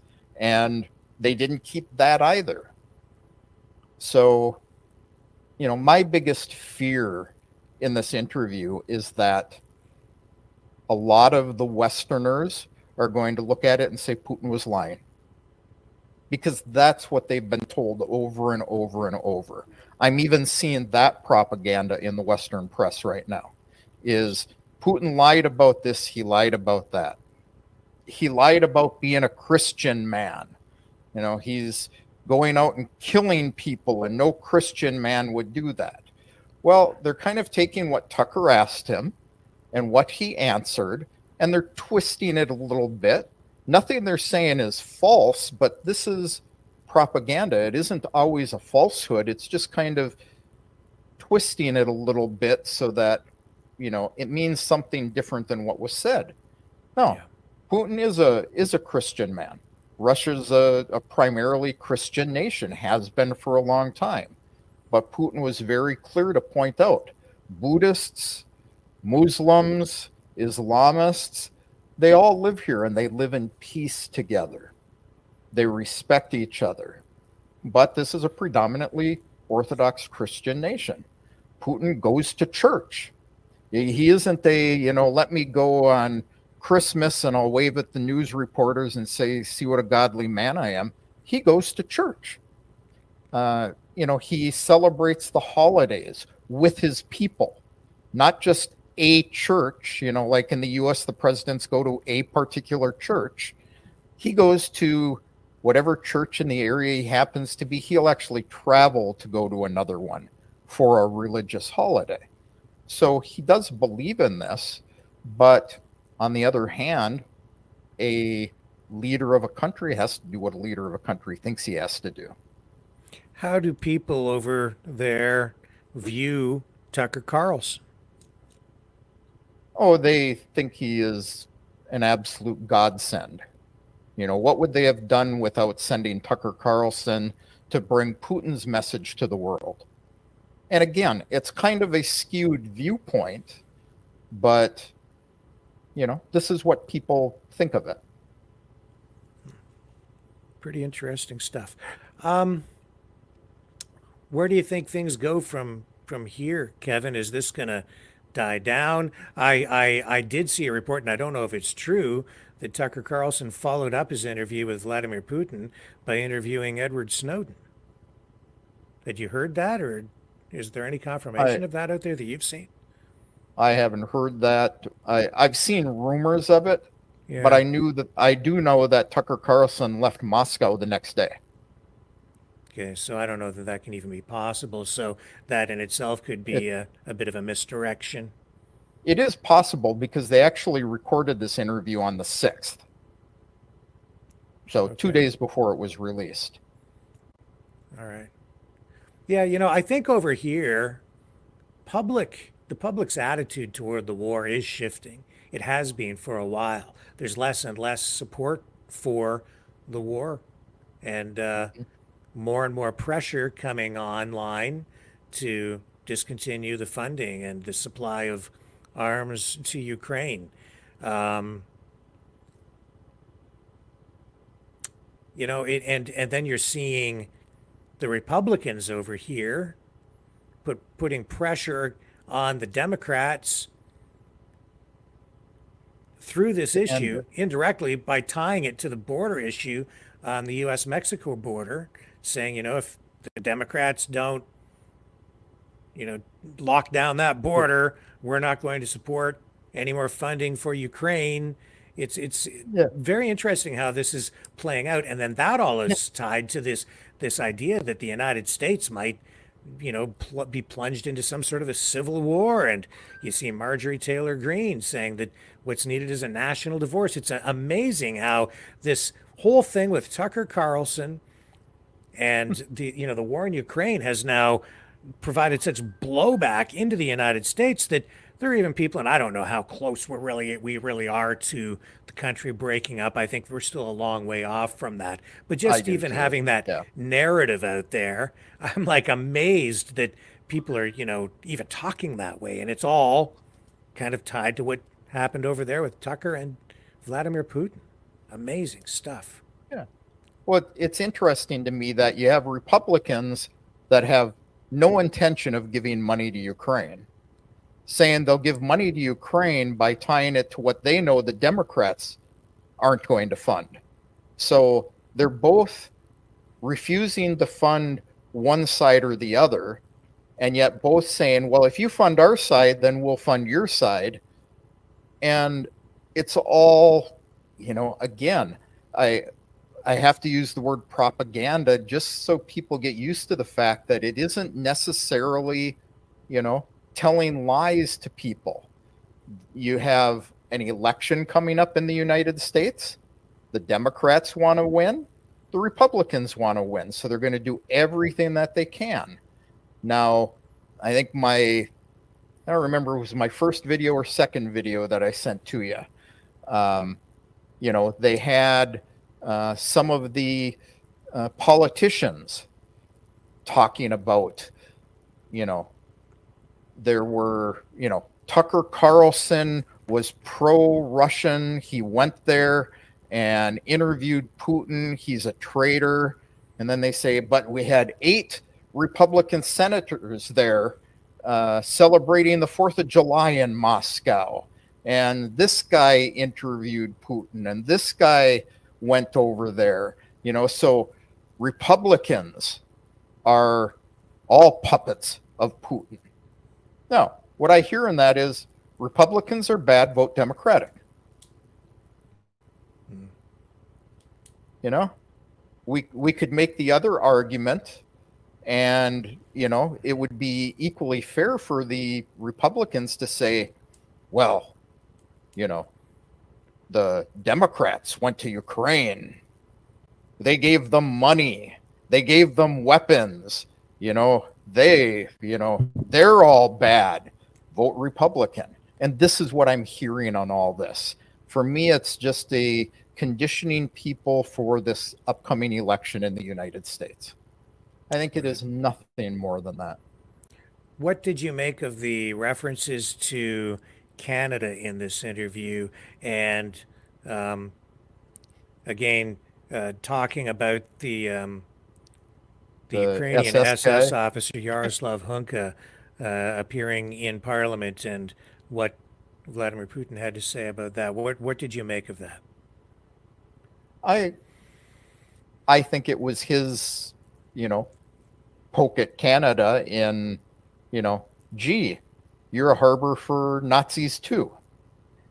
Now, it started in the context of ultra-nationalists in Ukraine, and then, what does denazification mean? And, so it was kind of a poke at the West in general. I think, Canada just happened to be the, the weak kid standing in front of the group that got, punched in the nose. But, yes, they have Nazis in Ukraine. They have some Nazis in Ukraine. They have ultra-nationalists in Ukraine, certainly Banderites, but the United States has them too. The Ku Klux Klan is a classic example. They've got, all these, I'm not going to poke at MAGA people, but, they've got their right-wing nationalists as well. So, again, here's some of the propaganda you're getting from Russia. I know there's a big Ukrainian population in Vancouver, and they did, I don't know, purposefully or otherwise, have this SS guy. And, you've got Zelensky, clapping, and, all of them clapping. And I debate if any of them really had any idea, other than maybe Zelensky. I think it comes down to just Putin getting to take and punch somebody in the West in the eye. I don't view Canada as having a big Nazi problem. Yeah. Yeah, there are some. There are some in Russia. There are some in Ukraine. There are some in the United States. There are some in Canada. Yeah, small little pockets of neo-Nazism out there, no doubt about it. And that guy absolutely was a World War II SS soldier. So, no question about it. I just think that it was ignorance, lack of education. You have a bunch of members of parliament who probably didn't even read the agenda because they're lazy. And they, on cue, stood up like a bunch of trained SEALs and just applauded for some guy up on the second level who is like, yay, not realizing what the heck had just happened. But that's me. Well, it reminds me of the U.S. Congress doing it when, Zelensky comes and gives them a Ukrainian flag and Pelosi wraps it around her shoulders. Showmanship. Right. Yeah. Oh, man. I'm not sure where to go with the interview from here. Is there much of a difference then, Kevin? Do you think between the messaging that you guys are getting over there from the American side? Because today I'm looking at online and I see clips of Chris Wallace, who says that calling Tucker Carlson a useful idiot is an insult to useful idiots. And then, of course, criticizes Tucker Carlson, saying that he threw Vladimir Putin softballs. I didn't know this, but Chris Wallace had, at some point in the past, had interviewed Vladimir Putin, and I think he did exactly what you suggested many Western journalists do. Is he went in there with antagonistic questions for Vladimir Putin, saying, "How come so many of your opponents end up dead?" Right? Not very tactful, and he ran that little clip in the middle of his criticism of Tucker Carlson. So that's the kind of stuff we're getting over here. Is that Tucker Carlson is a Russian stooge, that he's just he's a mouthpiece for the Kremlin, that he has no credibility, that Vladimir Putin has been lying, lied through the whole interview, shouldn't pay attention to it. It's just, it's a barrage of that right now. Yeah, we see that over here, but we see it from the West. Here again, it is, they appreciate that Tucker Carlson did what he did. They really believe that if Tucker Carlson wanted to, that all he would have to do is ask Putin, and Putin would give him, citizenship and a job in the Russian media. And, is it true? Who knows? But that's the kind of things we're hearing over here. We do see both sides of the picture. And, it's, I hate to say the Russians are just as brainwashed in things as Westerners, but, this is what they're getting is, this was the best thing to happen. And So give the this- guy a job, give him citizenship, let him live here. And quite honestly, if he wanted to, they probably would let him. Yeah. At this point, I would say they probably would. Yeah. Journalist or propagandist in your view? Carlson? Yeah. I wouldn't call him a propagandist, but I would say he's a shrewd journalist who knows how to run with a story to make himself money. Allegedly. Mm-hmm. And I think he is a skilled journalist. I do think his questions were a little soft, but I don't know if they were soft because he went in expecting to give soft questions, or if it was the fact that he was just intimidated by Putin. I think that's a pretty fair assessment. I think you have to go into an interview like that feeling intimidated. I think you have to be mindful of the situation you are in, the kind of person you are interviewing. And I think people should be mindful of that in this way. You can't go into that interview with a man as powerful as Putin without in the back of your head thinking, how am I going to get out of this country? Without him landing in jail or something, right? Same thing if even here, I have the same thing in the back of my head when I'm talking about Justin Trudeau. Like, is he going to freeze my bank accounts or am I going to end up in jail, right? It's like you're always gauging who it is you're speaking to and you're adjusting the tone of your questions accordingly, right? Even if for no other reason than simply to be respectful. And I think that he wasn't antagonistic. He did ask some tough questions, but I could see as well that, there were some things like that he wanted to get answers to. So he was careful about asking those, but they weren't antagonistic questions. I think he genuinely wanted Putin to explain why this special military operation was launched. Explain to the people why. That was, I think, integral. That's why he started with it.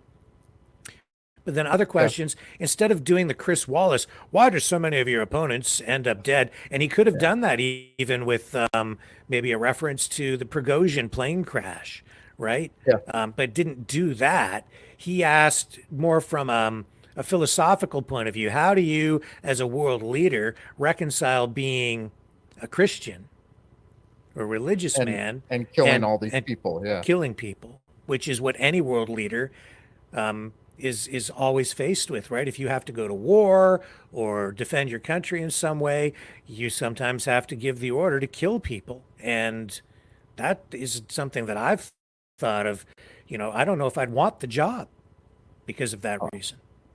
I wouldn't. But, the people who would go in there like the Chris Wallace and say, well, but you aren't a Christian because you do this. Right. A guy like that has actually never read the Bible.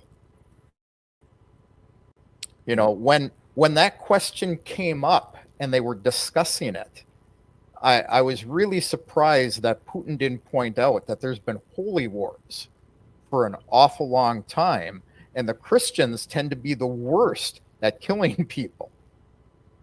Yeah. I mean, as far as the worst killers of people. Yes. Yeah, historically, that's true. I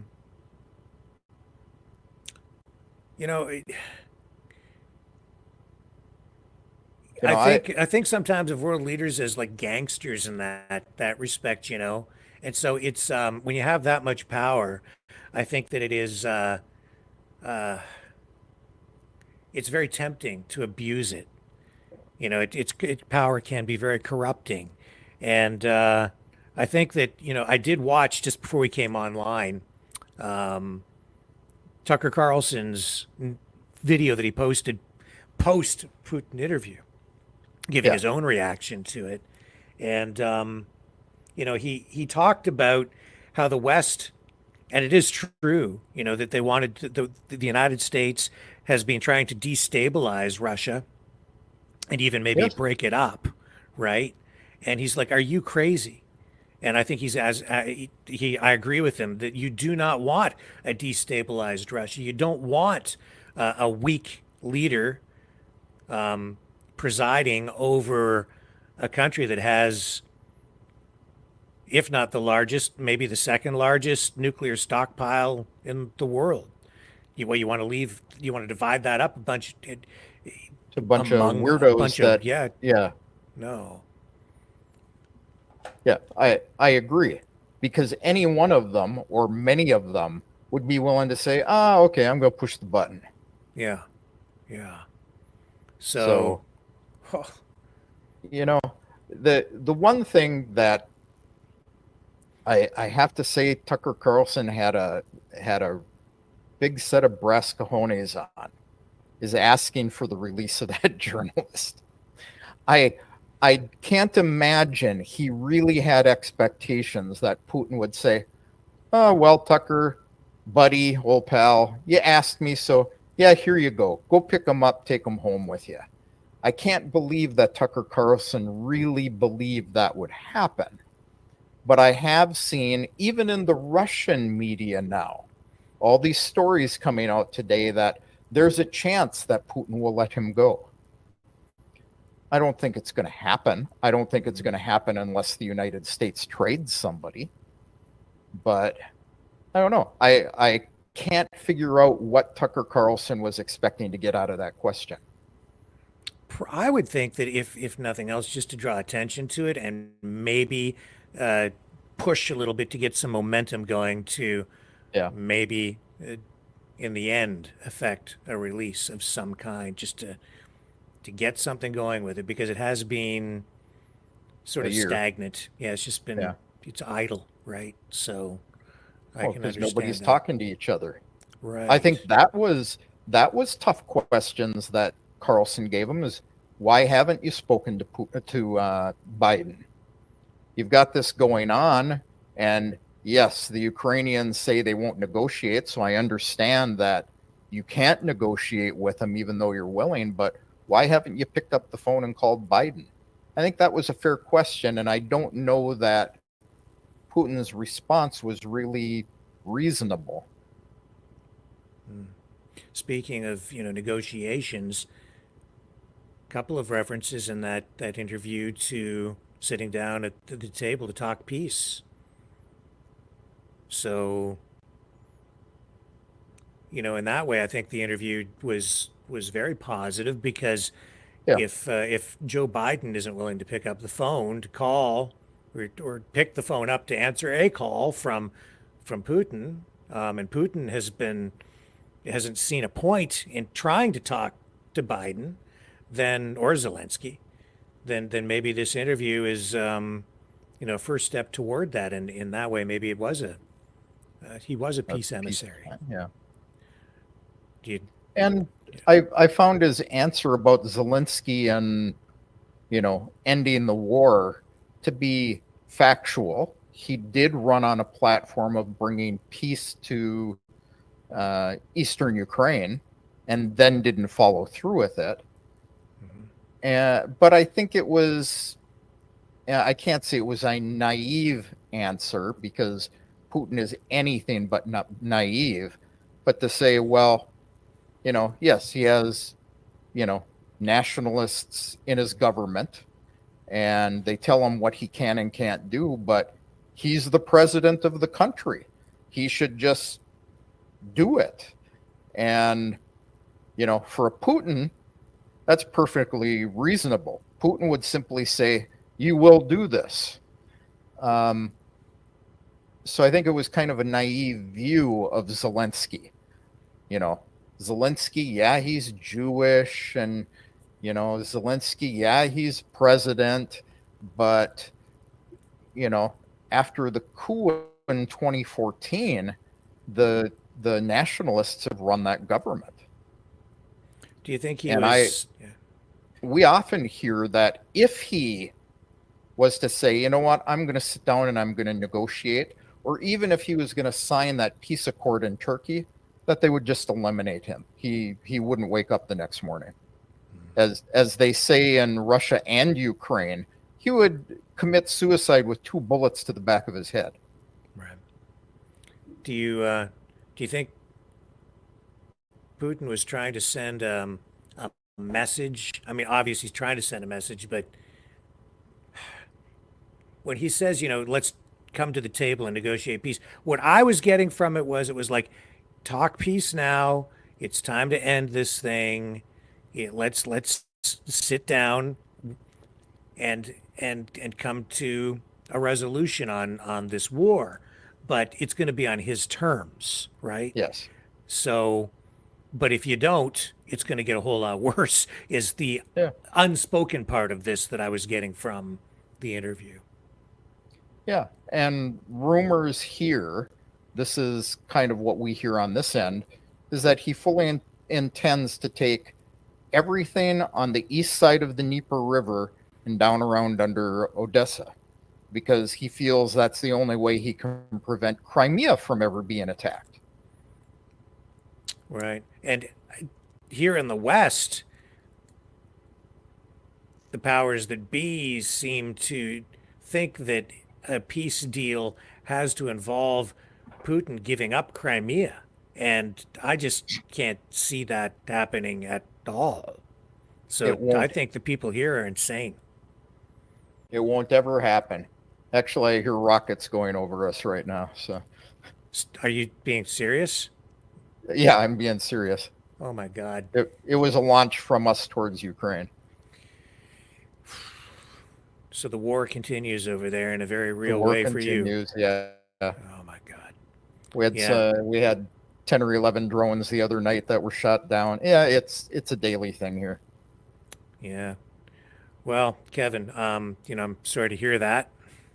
It's unfortunate that you're living in that reality. Over here, I can tell you that people are still very insulated for Canadians, and I think probably for most Americans, unless they've been to war.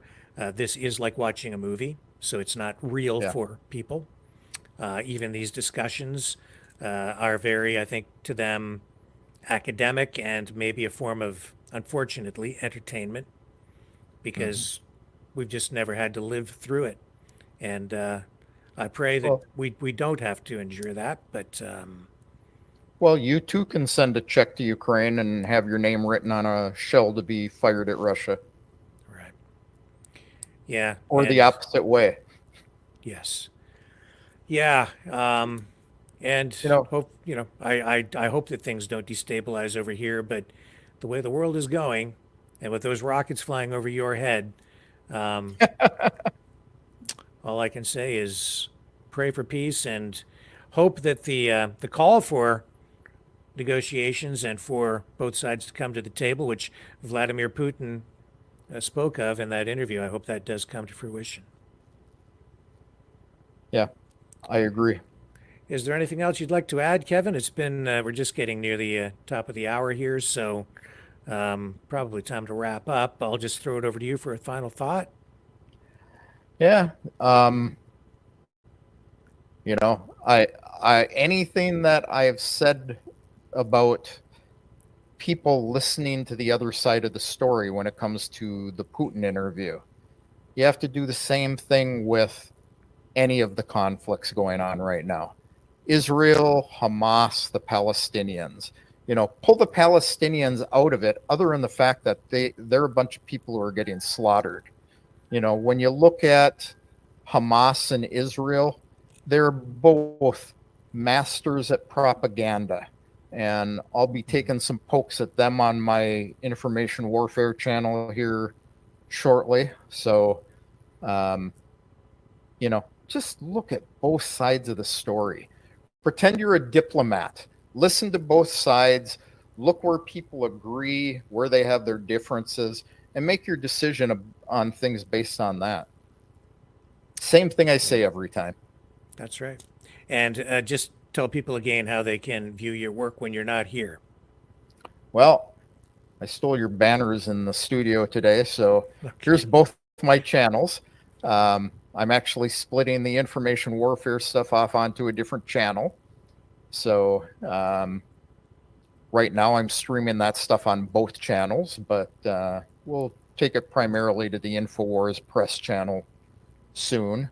The other one, you want to hear about life in Russia, what it's like to live in Crimea near a war zone, what life is like on a daily basis. Go to the American Crimea channel instead. Excellent.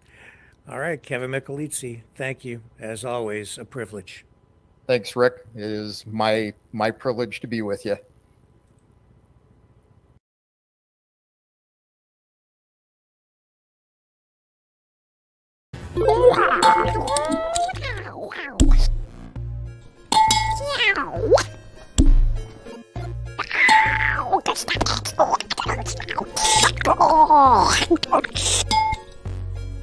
Exile.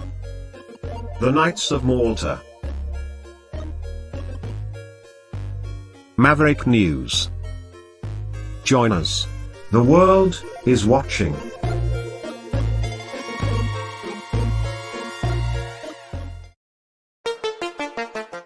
The New World Order. Government overreach. The Great Reset. Mainstream media lies. Now more than ever, independent voices are needed. Donate now at freedomreporters.com. That's freedomreporters.com. Maverick News. The antivirus program for your mind.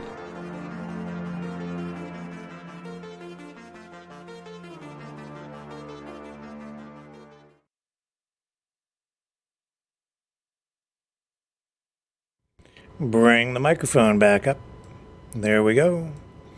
Looks like we have audio again, and we're going to go to the phones here. You can join the conversation at 1-888-722-1071, 1-888-722-1071.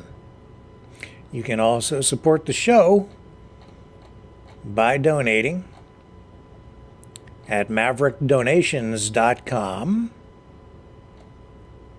Right there. There's the URL, maverickdonations.com.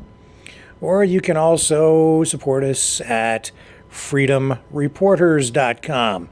And again, I do still have some of these shirts with the Maverick News logo embroidered right there. Embroidery. And, excuse me, any donation of $60 or more, and I will send you a shirt. You can also get a hoodie or a sweatshirt. Just let me know what size you want, and I'll send it along with a donation of $30 or more. I can send you a t-shirt. Again, just tell me what size you need when you make the donation. Just leave a notation in the system, and I will send it along to you. Really appreciate the ongoing support. And we do have this new phone system that I've integrated. Hopefully tonight it works okay. I think I've made a bit of an improvement to it in the settings so that when the calls come in, we won't hear the ringy-dingy in the background as we were last night. But we'll give it another shot tonight and see how well the system works this time around. You can also support us by liking, sharing, subscribing. If you're over on one of our YouTube channels tonight, please hit the notification bell if you are subscribed or if you are subscribing. That will make sure that you receive a notification every time we post a new video. And we really would appreciate you considering subscribing to our 2 Rumble channels. That would help us immensely. You know, also, we're over on TikTok. And we're just getting started over there. We don't really have many subscribers to speak of, although we did get some traction on a few posts today there. And it would really help us a lot if you could follow us over on TikTok. Make sure you click the follow or subscribe feature over on TikTok. If we get to 1,000 subscribers, then we can start broadcasting live over there. Not that TikTok is my favorite platform, but there are a lot of viewers over there, and we will go wherever we can reach an audience to spread our message and continue our ongoing mutual quest for truth. So really appreciate the ongoing support that way. Let's take another quick break, and yes, you can join the conversation right now at 1-888-722-1071.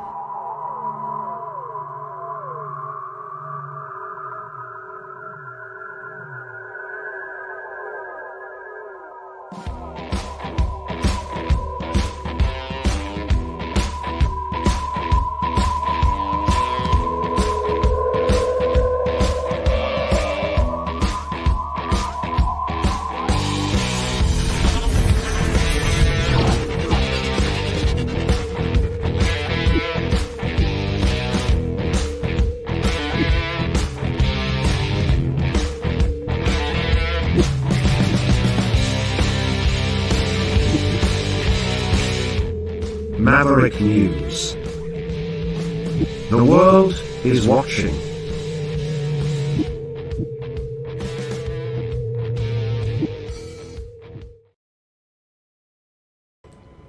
Okay, and those phone lines are open. Here's the number. Join the conversation. Call 1-888-722-1071. That's 1-888-722-1071. Be a maverick. Exercise your right to free speech.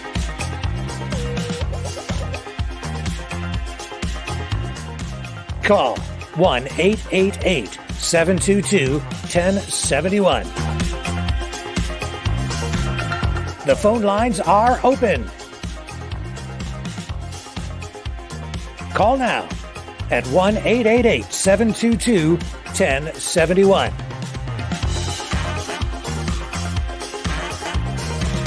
Maverick News. Call now. The world is watching and listening to you.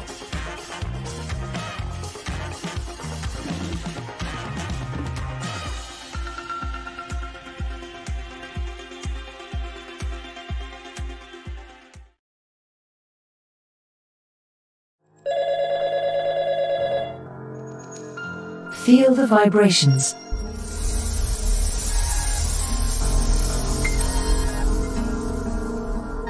Our quest continues.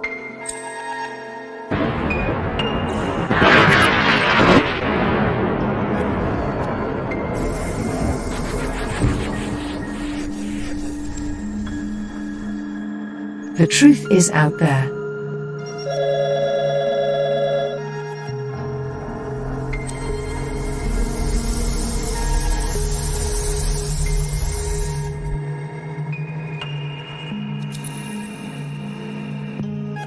We are Mavericks.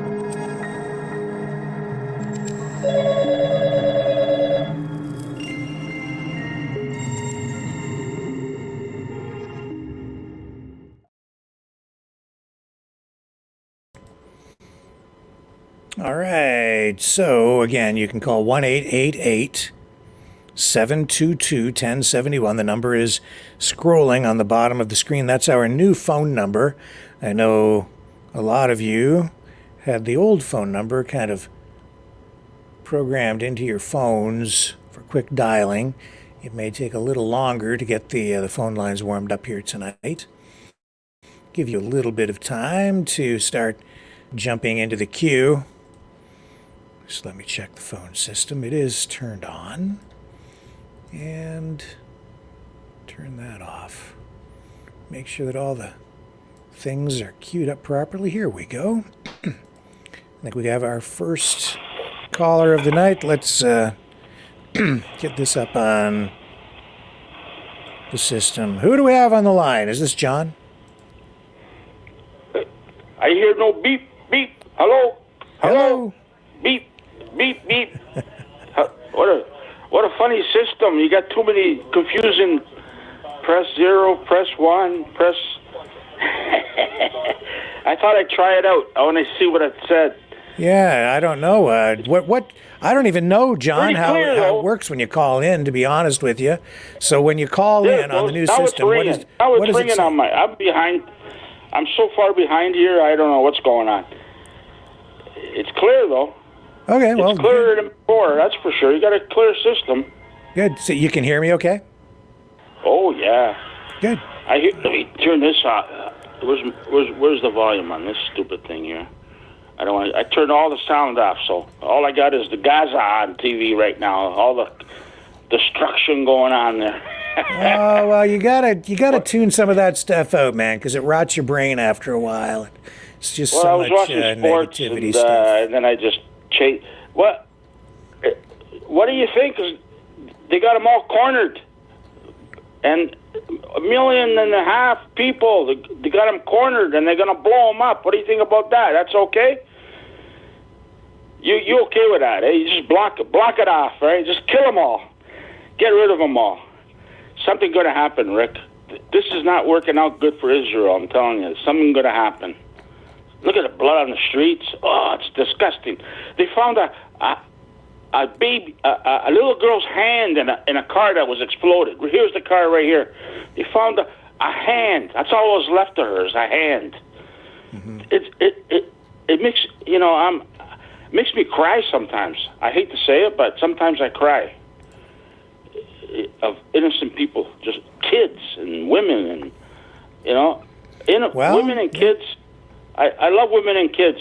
Okay, if you're a fighter, okay, you get blown up. I don't feel it so much, but when I see, it makes me cry sometimes. I do break down sometimes. I don't know. Mm-hmm. I'm sorry, Rick.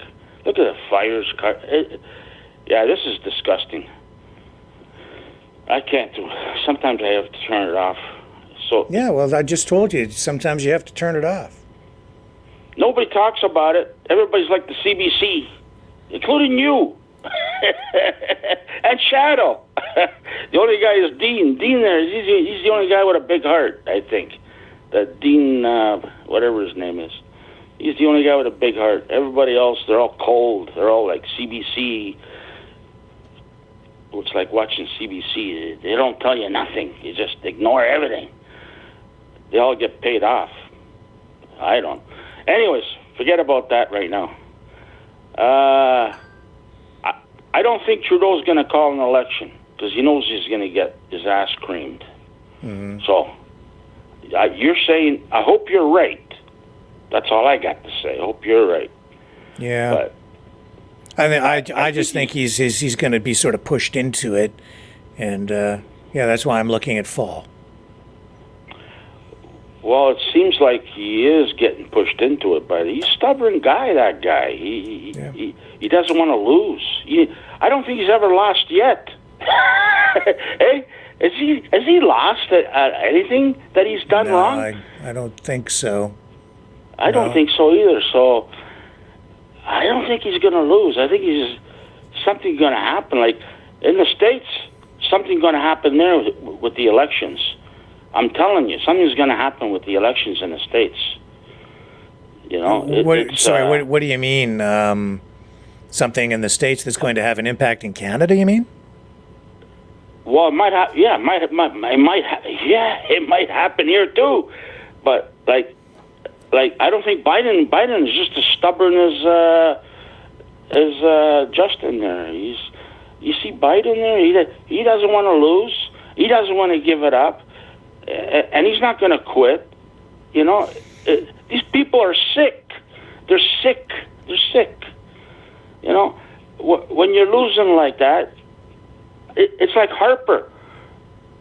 The last election, I kept sending Harper's email. Harper, please resign. Get somebody better. You're going to lose. I don't want to. I'm a conservative, and I want to stay conservative. I don't want liberals taking over. Please resign, Harper. Please resign. That guy was so stubborn, and he just kept going. No. When these guys got power, it goes to their heads, and they don't want to give it up, and they'll do anything to keep the power. It's not just U.S. and Canada. It's all over the world. If you look at everywhere, all these elections everywhere, they just don't want to. They don't want to give up the. Look at that Yahoo Jew there. He doesn't want to lose his power, and he's not going to stop. You know. Otherwise, he loses. I don't know what we got to do, but I think Leo probably got it right. You know, we got to start bombing the NDP with emails and say, you know what I mean? But those NDPs are they're all two-faced. Like, the beer prices are going up. Restaurants are going to go out of business because they can't afford a 2-4. We're paying $34, $36.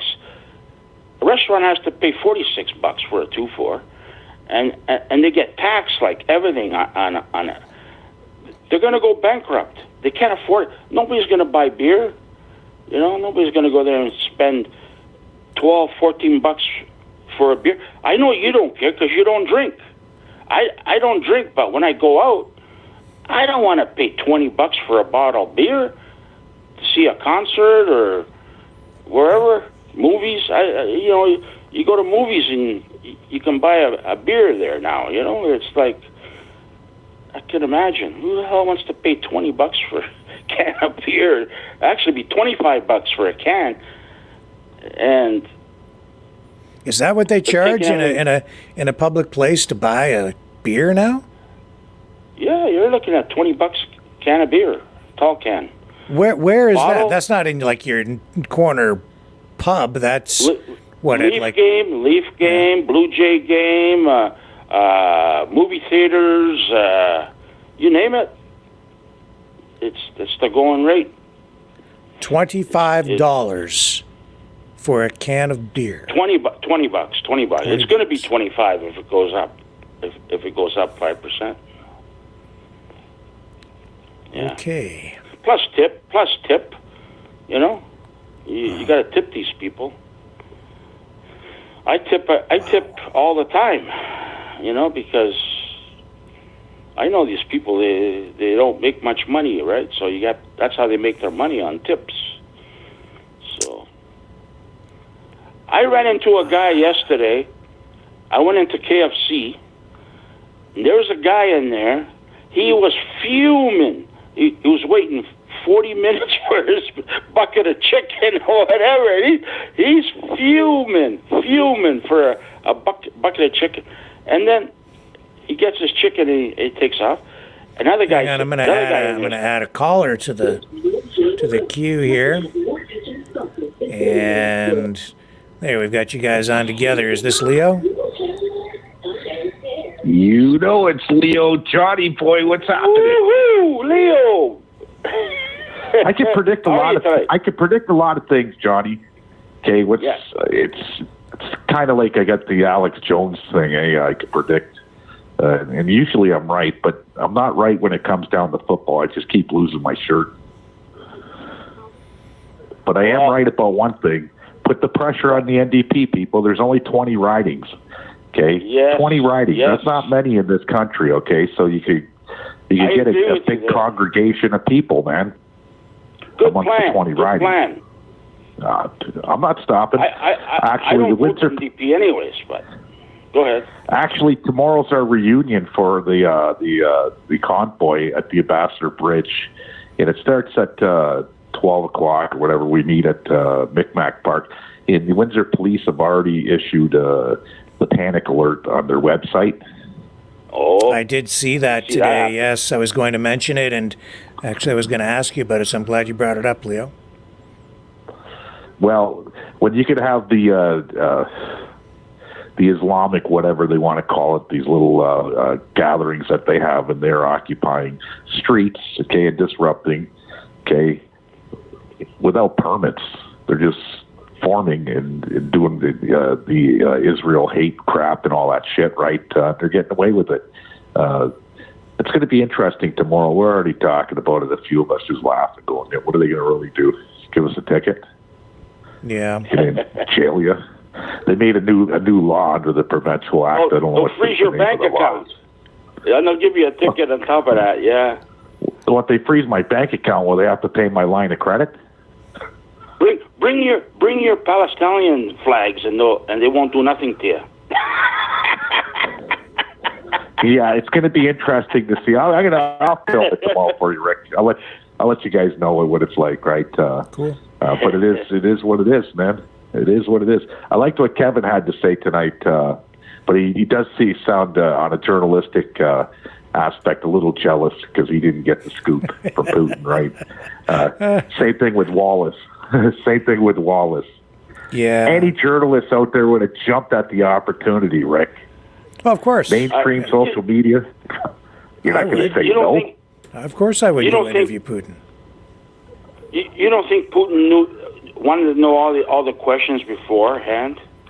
Come on. Well, he has the right to know the questions. That's part of the. It's Russia. That's part of journalism. You're not going to bombard somebody, sit down in his house, okay, have tea with him, and bombard him with questions that he don't know. That's a script, okay. But he gave him 2 hours, and I like that history lesson because I like history. Period. Okay, and now I know a little bit about Russian history. Putin's a class act, man. He's got his brains all there. Yeah. I've been saying it. How long have I been on this show, Rick? Calling in.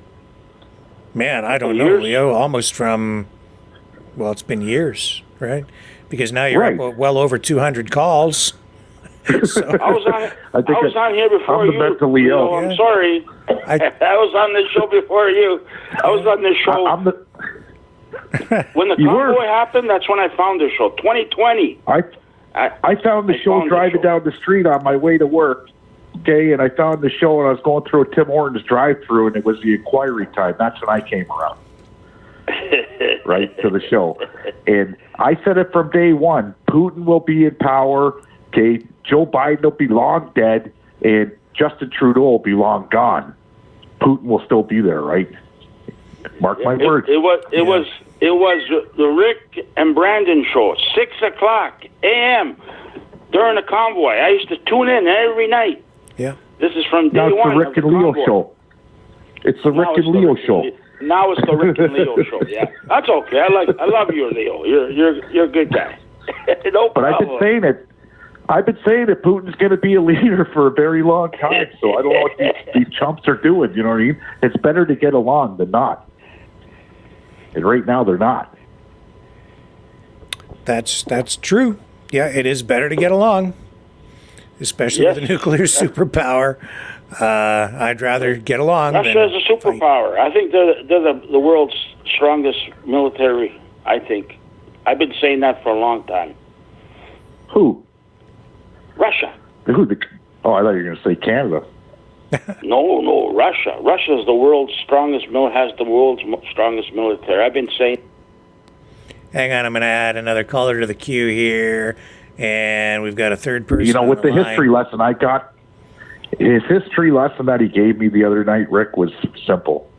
Okay, Ukraine is part of Russia, plain and simple. No different from Siberia or Georgia or any of the states that are around Russia. You're Russia. Okay, and the history dates back to that. So he's got a big territory to defend. Yep. Right. Ukraine. He don't want Poland. He don't want Latvia. He don't want. Adding another caller to the queue here. That hockey team, that little shithole. Hey. Yeah, we have another couple of callers on the line here with us now. We've got who has joined us. We've got 2 other people. Go ahead and introduce yourselves. Somebody from Calgary and somebody from BC. I'm the 403 number. I'm Dennis, actually, in Saskatchewan. I've had a Calgary number for a few years. Are you able to hear me okay? Yes, yeah, go ahead. Okay, I'll continue on first here. I had a good interaction with you back in the Paul Roller days, and it was very nice that you were there to give me the feeling you had an outlet to have my point of view aired. This is regarding these days with a lot of less than good news coming in from a whole variety of sources with a variety of opinions. It's just a cloud of Well, doom and gloom with bright glimmers here and there. But what I've noticed is where I live, small town Saskatchewan, I just came home from watching my son ref a hockey game. There's another local game going on. Listen, it's a little difficult to hear you now. You've become a little bit muffled. Can you just try to speak very, like, directly into the mic or something? There's something causing interference or muffling. How's this now? I think you're okay. Yeah, we'll keep going. Oh, how about this right now? I think it's a speech there, Rick. Is he okay? Can you guys hear him okay? Yeah, I hear him. Okay, just go ahead. My point is, with all the doom and gloom coming in, I still feel that in my little bubble of where I live, everything is really good unless I listen to the news. Prices have always gone up. But, if you don't pay attention and you just think about what you do every day, I just came home from a hockey game, stuff like that, shopping. There's that angle, too. It's kind of, I suppose, the advantage of having your head in the sand. I just wanted to say that. It's not a question. It's just a topic I brought up. Do you live in a big city? No, small rural town, Saskatchewan. Well, there you go. Yeah, I live in a big city, Toronto. The other day I took the subway downtown. It was packed, and I was stuck by the window. You know the door window, and and you can see your face on the glass because it's in the tunnels. The guy next to me is going, "What are you looking at? What are you looking at? I'll kill you! I'll kill you! Stop looking at me!" And I said, "Is he talking to me?" So I kind of walked away, and he's still talking to himself. There's a lot of Toronto. They forgot about all the people. There's a lot of people need help. The little town, yeah, they're okay, like where Rick lives and everything. But all these big cities, man, we got big problems here, man. And yeah. Anyhow.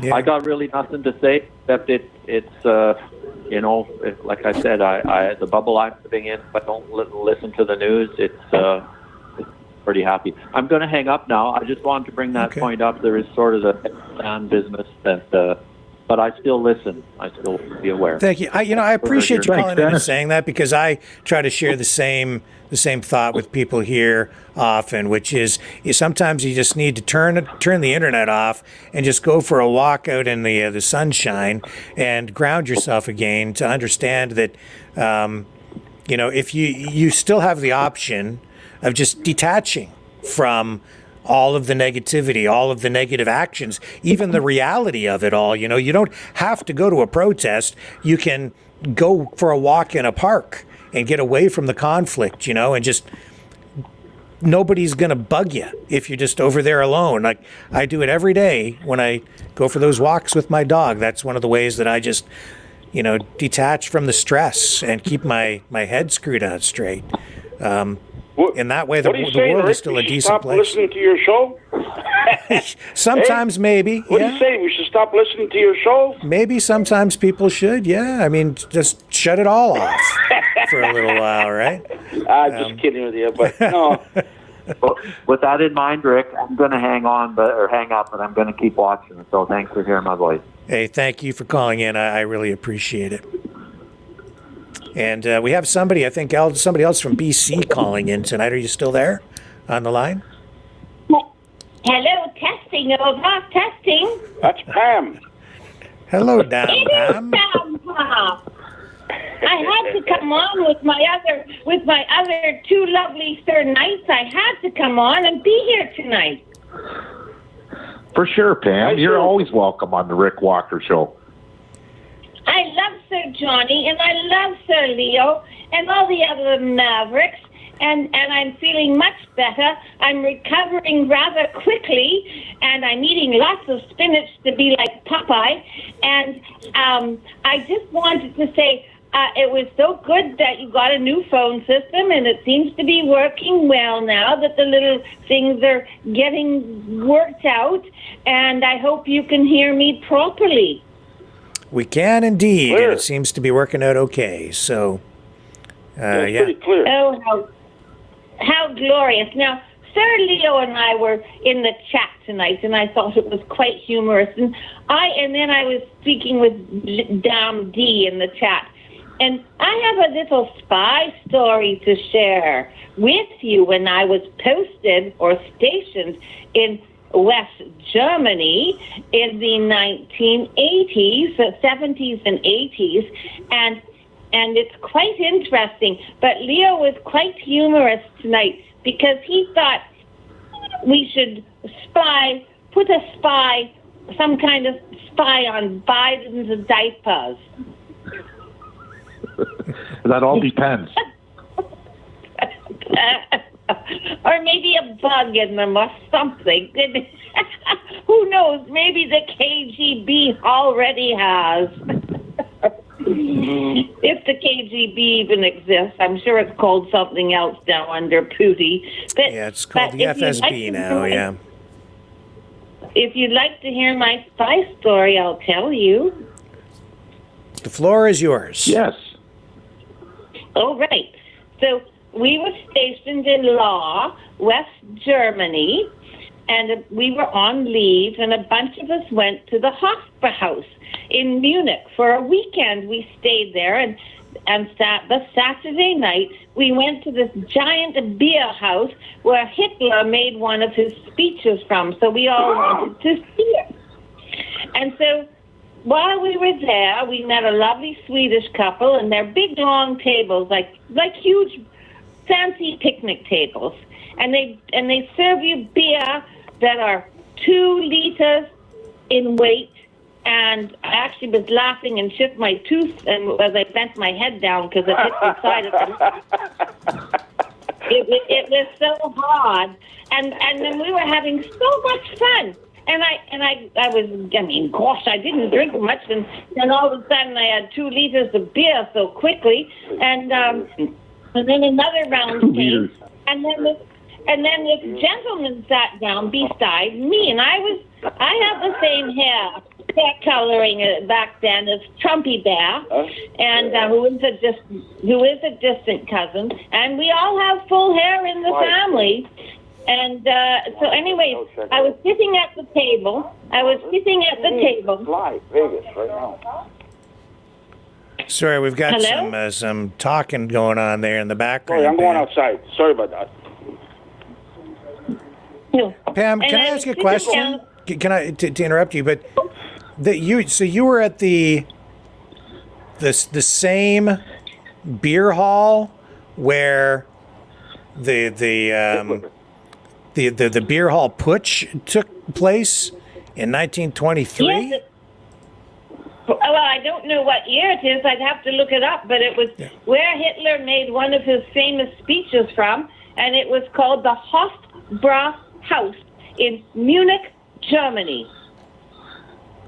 What year were you there? I'll have to stop in for a beer there when I go there. What year were you there, Pam? About 1978 or 9. Interesting. Yeah, is it still open today, or do you know? I don't know. Yeah, it was my understanding that it was shut down at some point. So I've never been there. No, it was huge when I was there. Yeah. It had been there a long time, since like the 1800s. And survived at least until the 70s. I don't know exactly what the status of it is now. I think it's been shut down. It may have actually been demolished at some point. Just off the top of my head, I'm not sure. But yeah, that sounds like the place where the beer hall putsch took place and those Nazis were killed. And then after that, the Nazis always referred to that incident because they martyred the members of their party who had been killed, and they had a blood-stained Nazi flag that they always used, and that became like a sacred thing for the Nazi movement. So a little bit of history there. Did they talk about that while you were at the beer hall? No, I didn't know. I was very, very young. I was about 19 or 20 years old. Mm-hmm. Yeah. That's a But good what happened experience. was, Fascinating. it was, but I did lose my front tooth over it. But You lost your anyways, front tooth. I, Well, how did you lose your front tooth? well, these giant beer glasses, they were huge. Yeah, they were they're very, jugs. They're very mugs. small. They're mugs. They're mugs. and I could barely lift it. I had to use two hands, and I just came out of boot camp, and I had lots of muscles. I mean, they were very big, maybe even 3 liters, I don't know. But they were very tall, and I was laughing because we were with a bunch of fellow soldiers and the Swedish couple, and we were all living it up and getting gassed up on the beer. And I bent down as I was laughing, and I hit my front tooth on the side. So Drink milk. So today, did you get your tooth fixed, or is it still missing? Do you have a false tooth there, a gold tooth, or what? Well, I got it fixed, but then COVID came and it fell out, and I didn't want to go to the dentist during COVID, not because of I was afraid and feared it, but you know why, the other reason. But anyways, so it's still out, unfortunately. I look like a goof. That's one of the reasons I don't go online. Well, now I really want you to send me a Your front picture. tooth, that's a bad one. Bad one. Now we know what to look for. Now we know what to look for. And I have trumpy colored hair, or I could be called Orange Dom or Orange Palm because he is my cousin, and I do have the same type of hair. And when I did research on him, all his ancestors in the war, you get these things called attestation papers, and they tell you what men say when they signed up for World War I. And it's so funny because one of his uncles said, full head of hair. So they're very proud of their hair in that family, and so are we. My mother used to always say it. Well, you know, when we conduct some of our covert, undercover Maverick truth-seeking operations as spies, you know, we're going to assign a code name for you, and you know what your code name is going to be? Agent Orange. Palm?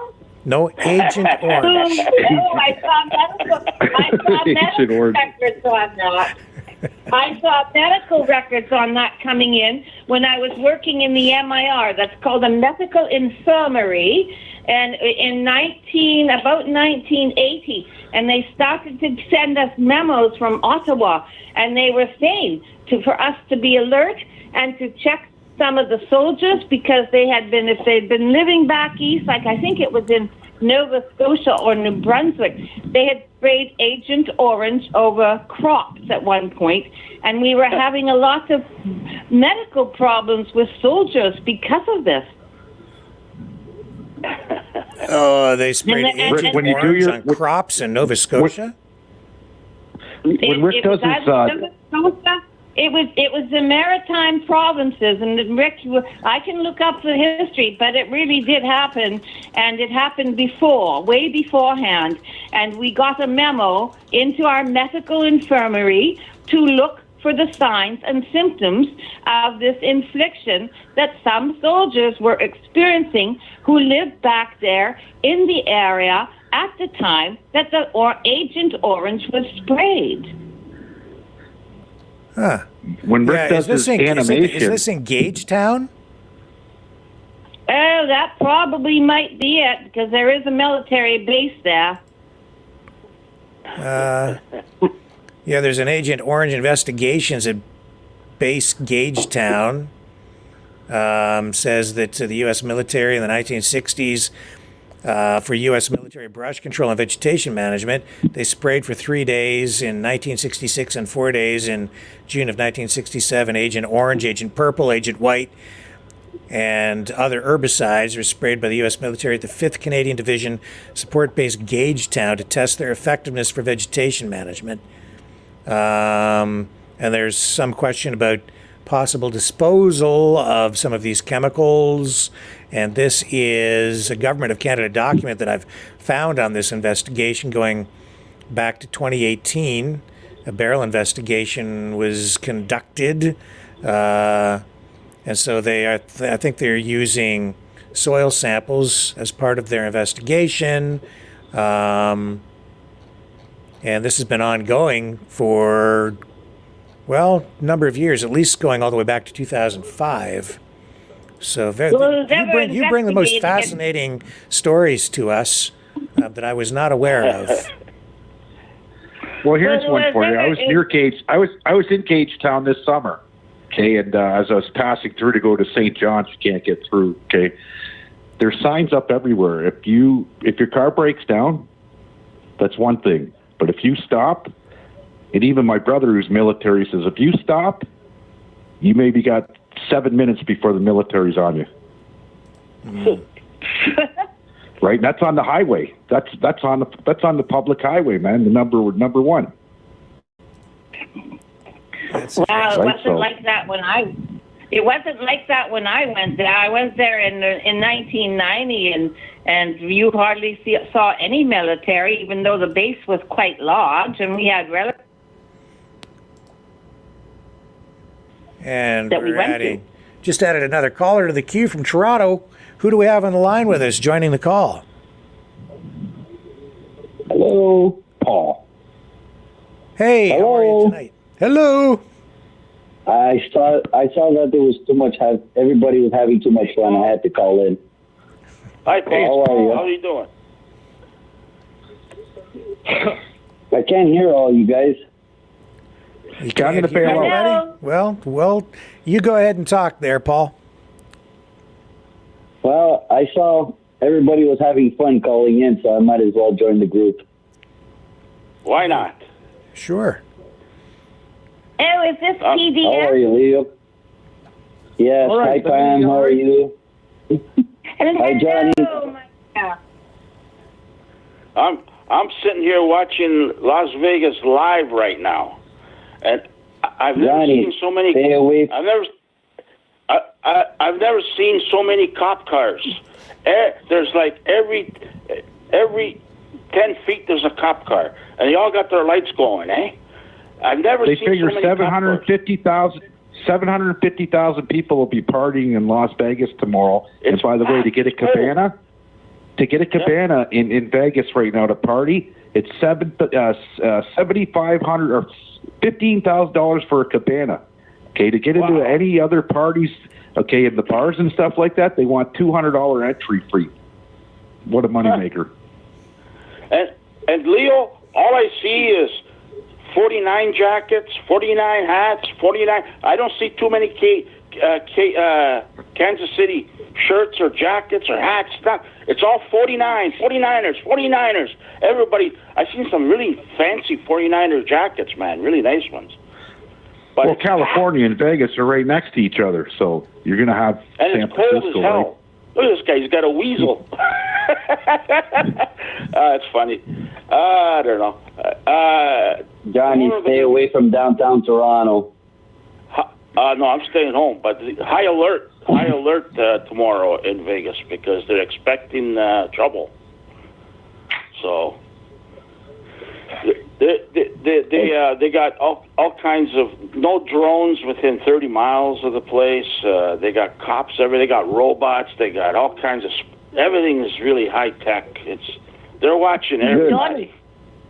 Johnny, I've heard that too, and I've also watched on videos on Rumble that Trump has said that he would like to be there replacing Biden because Biden was invited to speak, and Trump may be there to speak. Oh yeah. Huh. Yes. I don't think they've taken him up on the offer. I don't think it's going to happen. We'll see. Yeah. Well, you might surprise everyone just like he did in the UFC, walking in. Never know. It might be the best halftime show. Well, he gets. I don't know. To get Justin Bieber and Usher. Usher and Justin Bieber, that's not going to be the best halftime show. Yeah, best just looking halftime at show the headlines here, and it says CBS Sports boss has shut down the idea of Trump replacing Biden. Who said this, Rick? The head of CBS Sports, which of course is producing the broadcast. Yeah, they're the big boys down there. They call the shots, Rick, those people. What do you mean, those people? So, CBS. Yeah, yeah. They call the shots down there, yeah. Yeah. I wonder if you could bet on it if he's going to show up. FanDuel. Maybe I wonder if there is a bet. Well, we'll do an interview. We'll I'll interview Donald Trump right here at halftime. All he has to do is sign on. I'll send him a link. And we'll do the Donald Trump halftime Super Bowl interview right here. Hey, there's a girl right here. That sounds fine. So when you do your you should be down there, right here. Rick, next time you do the animation and you got Agent Orange Pam, okay, make her face so that she's missing a tooth. So she's missing a tooth in the cartoon. I think we or can put a gold tooth in for her. Well, you're going to have to tune in for that one. Yeah, because that'll be a highlight. How many mugs did you drink that night, Pam? Pam, how many mugs did you drink that night? What during the spy story? The spy story night? Yeah. When you were down in Germany, how many mugs did you drink? I think about 2 or 3. You're a party girl back then, eh?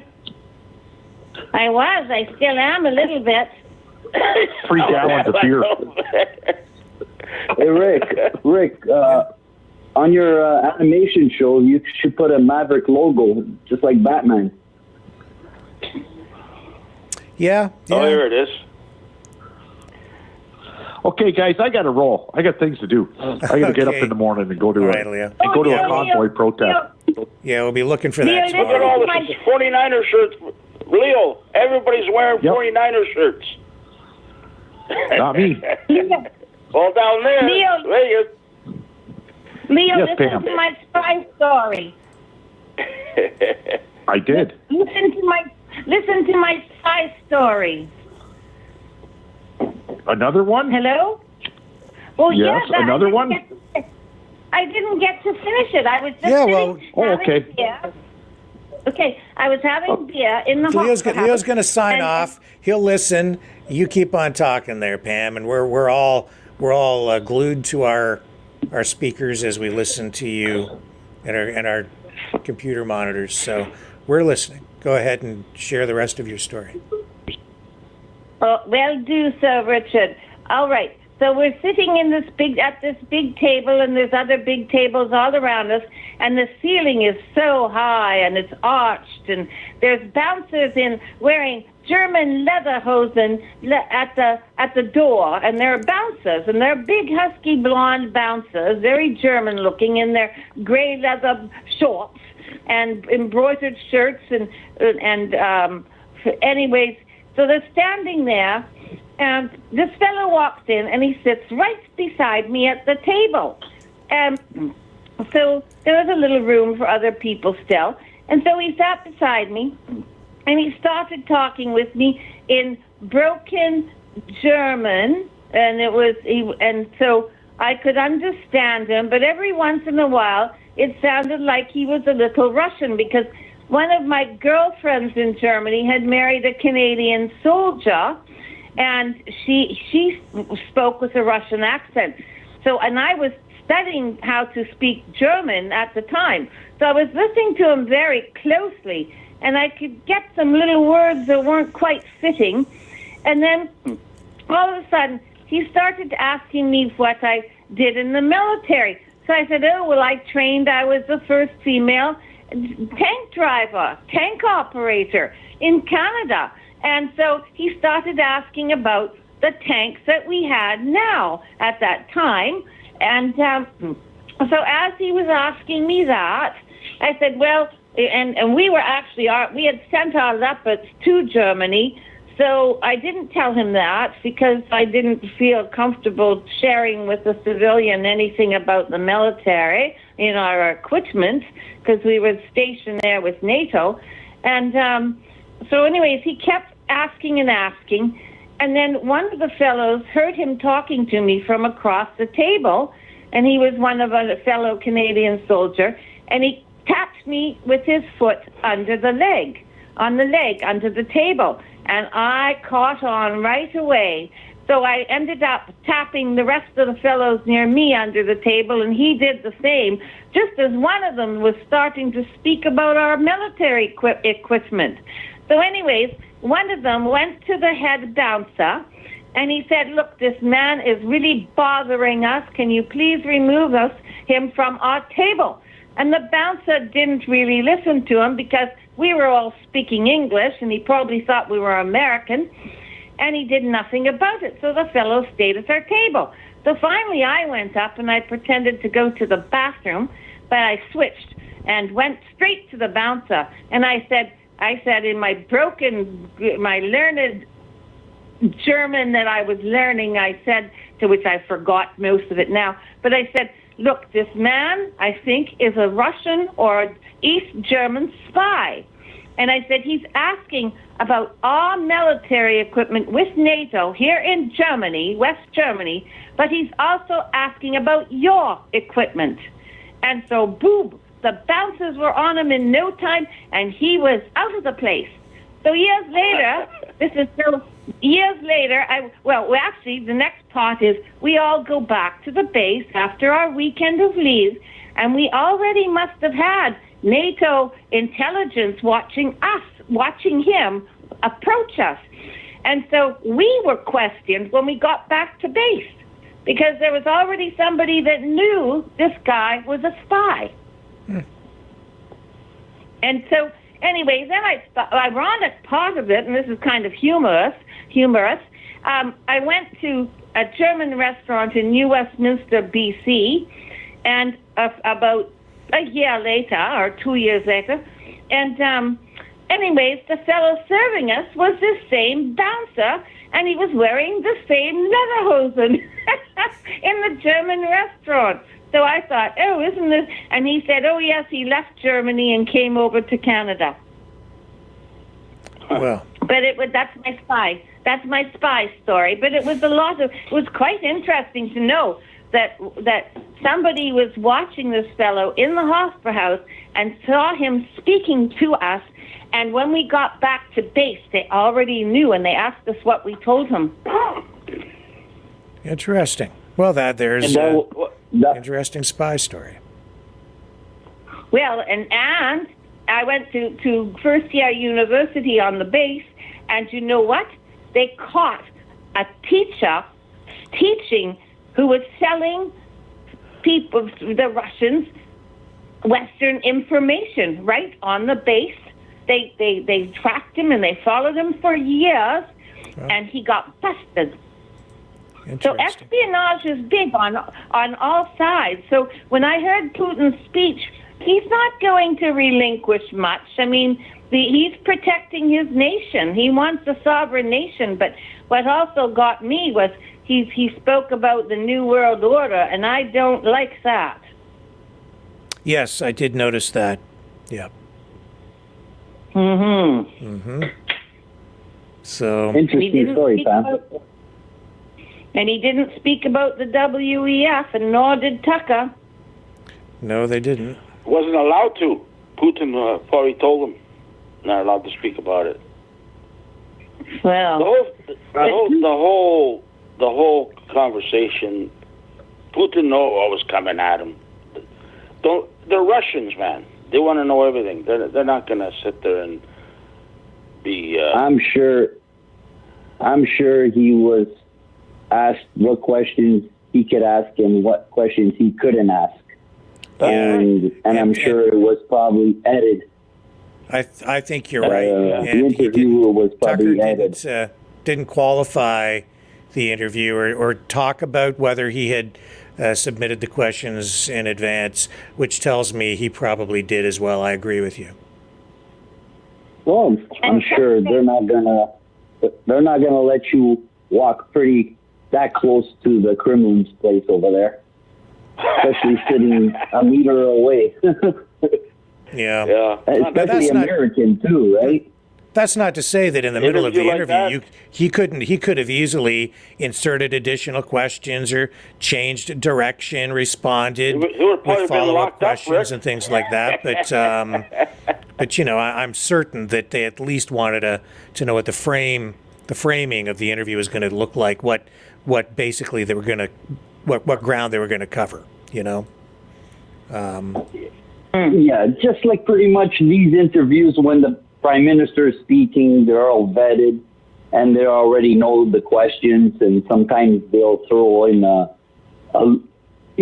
jab just to see what his reaction would be, right? No, I can tell you that in all the time that I covered politics, when you were in a scrum situation like that, or a news conference, they, of course, would vet people for security reasons to know who was coming in, but I was never required for any politician, conservative or liberal or even NDP, to provide questions in advance.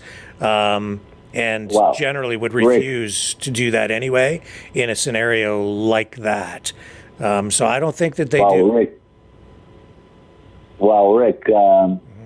these times has changed from when you were a reporter till now, right? No, not that much. So, no.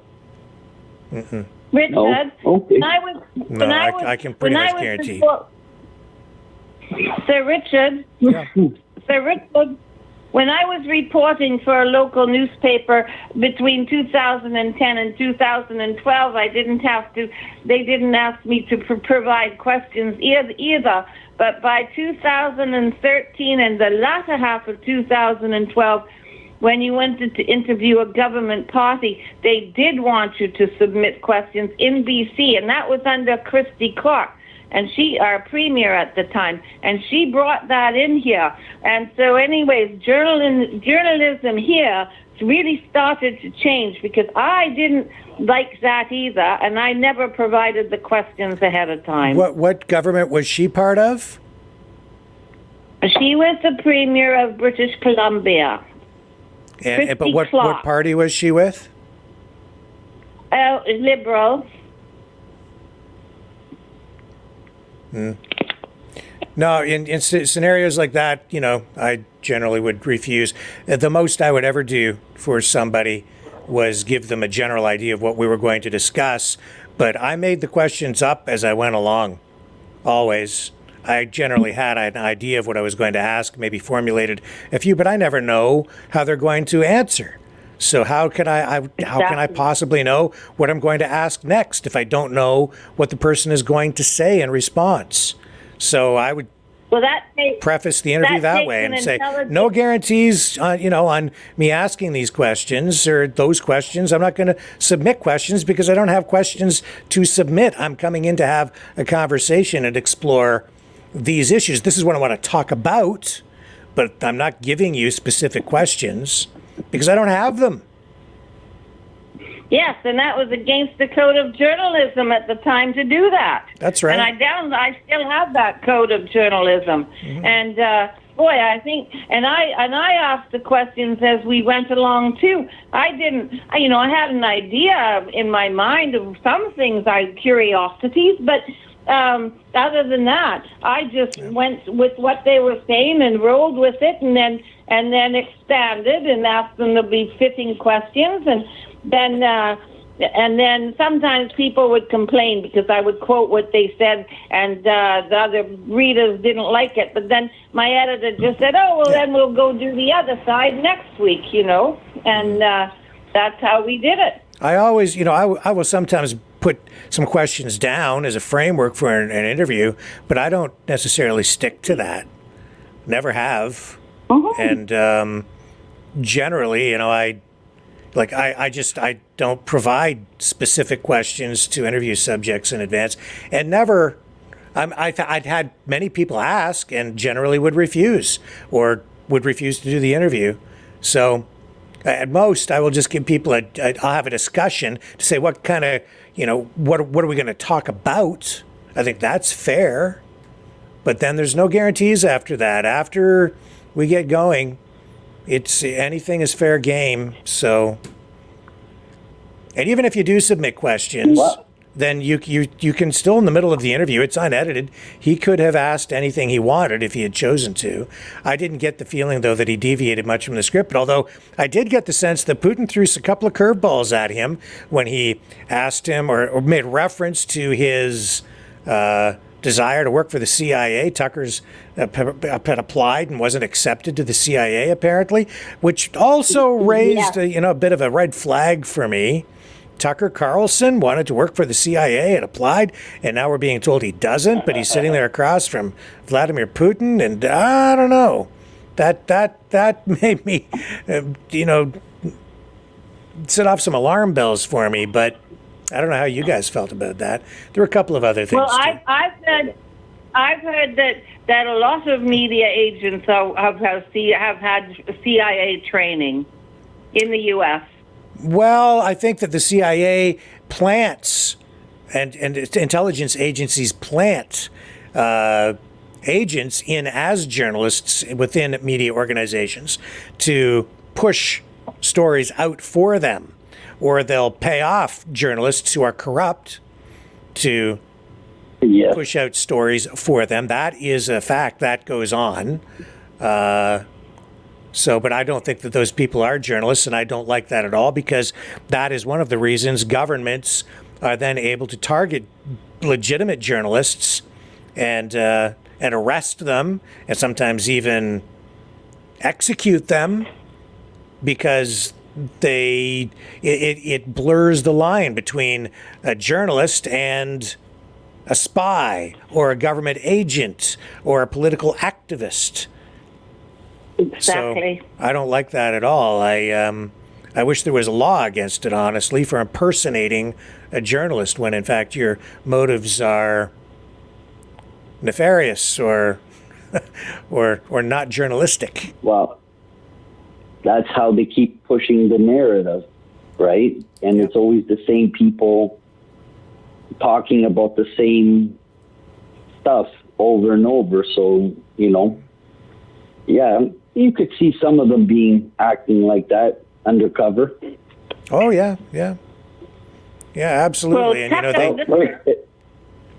I know specific journalists who,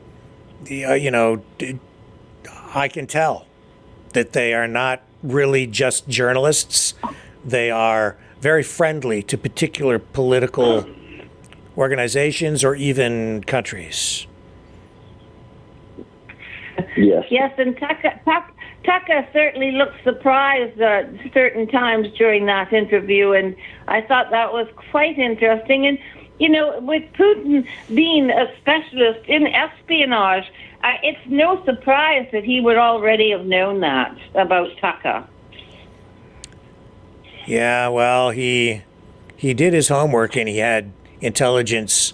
I mean, obviously they were going to investigate Tucker, but you see, that's the thing. Tucker got bent out of shape because he says the CIA or the FBI or the U.S. government tapped his phone or went into his messages in an attempt to prevent him from interviewing Vladimir Putin. You remember him saying that before he went to Moscow? Well, when Putin sat there and sort of just put him in his place, first by asking him if it was a serious interview or a talk show, and then letting him know that I know, Mr. Carlson, that you wanted to work for the CIA. It's a good thing they didn't hire you, though. Like, Tucker didn't then get upset about that with Putin and say, how did you know that? Why are you spying on me? Different reaction entirely. Yes, it is interesting. Go ahead, Paul. Well, Rick, I'm going to get going. Okay. Sounds great. The call in here, and there's no lagging, and keep up the great work. Excellent. Bye, Thanks Maverick. for calling in. Great comments. I'm glad you joined the conversation. You kind of steered us in a good direction tonight, so I appreciate it very much. No problem. Have a good night. All right, you too. Bye, Pam. Bye, John. John, stay away from downtown Toronto. North of 401, okay? Staying home. I'm not going home. Might get attacked by some crazies down there. Yeah, crazy. Ciao. Bye. Ciao for now. Okay, thanks. It's sad. This city is sad there, Rick. You go downtown, there's so many people losing their minds. They're talking just... I don't know who they're talking to. I've noticed a big ups in that. People they're just sitting there talking to someone across from them at a table. They're talking to them. You see it in movies, but I see it in real life now. Like I said, the subway, the guy's talking to a reflection on the door of the subway. You know, the door, he sees his reflection. And I thought he was talking to me. And he's talking, I'm going to kill you. Stop looking at me. I'll kill you. And I'm going, are you talking to me or what? Kind of go away. I walk away and he's still talking. The subway was packed. You're seeing. When did you start to notice a big increase in that, John, in Toronto? Just recently, you know, about a year. I've seen it about a year and a half ago. Yeah. But maybe a year ago, within a year, and I go to restaurants and there's a guy sitting there talking to himself on the table, just talking to himself, and he's not on the phone. He's just everywhere. There's so many. I can't believe my eyes, Rick. How many people just talk to themselves? Yeah. Down the street, walking down the street. Yes, it's happening here too. Yeah. You know what it is, eh? I think it's got something to do with that funny thing that we took, that everybody took. You know, it's making people crazy. Well, I saw that happening here 4 years ago, and this was a very peaceful town, and they call it the city of Nanaimo, but it was very mostly seniors, retirees, and new families starting out. But now, about 4 years ago, I started noticing people and talking a lot to themselves. I was volunteering at the Salvation Army during COVID, and that's when I really, really noticed it. And that injections had not even come out yet. So I think it's the drug. Yeah, I think that's probably a big part of it there, Pam. People. I think you're right. It's drugs. People, Rick. I'm sorry, what's that, John? They're young people. They're not old people. Yeah. They're young. Yeah. Yeah, I think it's a combination of things. It's drugs. It's I think illicit drugs. I think that it's prescription drugs. It's exposure to the internet. It's isolation during the pandemic. It's societal pressures. It's socioeconomic issues where people don't have enough to sustain themselves. It's economic issues. It's all of these things that contribute. And then it's also lack of access to medical care, in particular mental health services. But overall, it does seem like there is almost like some coordination to it, or some catalyst maybe is a better word, that is generating a lot more of it, because I'm seeing it in medium-sized cities as well when I travel. And when I go up to even London, an hour from here, I'm seeing it there. So. Oh, yeah, London, I would see it there, too. That's a big city. Yeah. Well, unbelievable levels in a nutshell, gentlemen, it's quite evident that the structure of our society is falling. Yep, and it's that's what I'm getting at. Being crippled. Yeah, it's being crippled. So. Yeah. And I think people need to be very aware of that. And you had a caller on earlier who said everything was okay where he is. Well, guess what? It was okay here until 4 years ago. It's going to come to where you are. That's why I brought it up when he was saying everything's okay. Maybe where he is, everything's okay. Well, you know. Not here, not in the big city. In the little towns, I guess it's okay, you know. Little towns, because they're small. It's even here, John. I'm starting to see it here. There are definitely issues. It's still a little bit masked or hidden here. Pushed out of sight, so it's out of mind for a lot of people. But I'm seeing it. I just, the other day I went down to the plaza, and I don't go out a whole lot, but there was a guy with a shopping cart standing out in front of the Shoppers Drug Mart with a sign, just leaning up against the walls, just zoned right out. Couldn't really tell if he was even lucid, if he was on the same planet as us mentally. It was really very sad, and that's, I'm seeing that kind of thing more and more, even in this small town where I live. It's a big issue.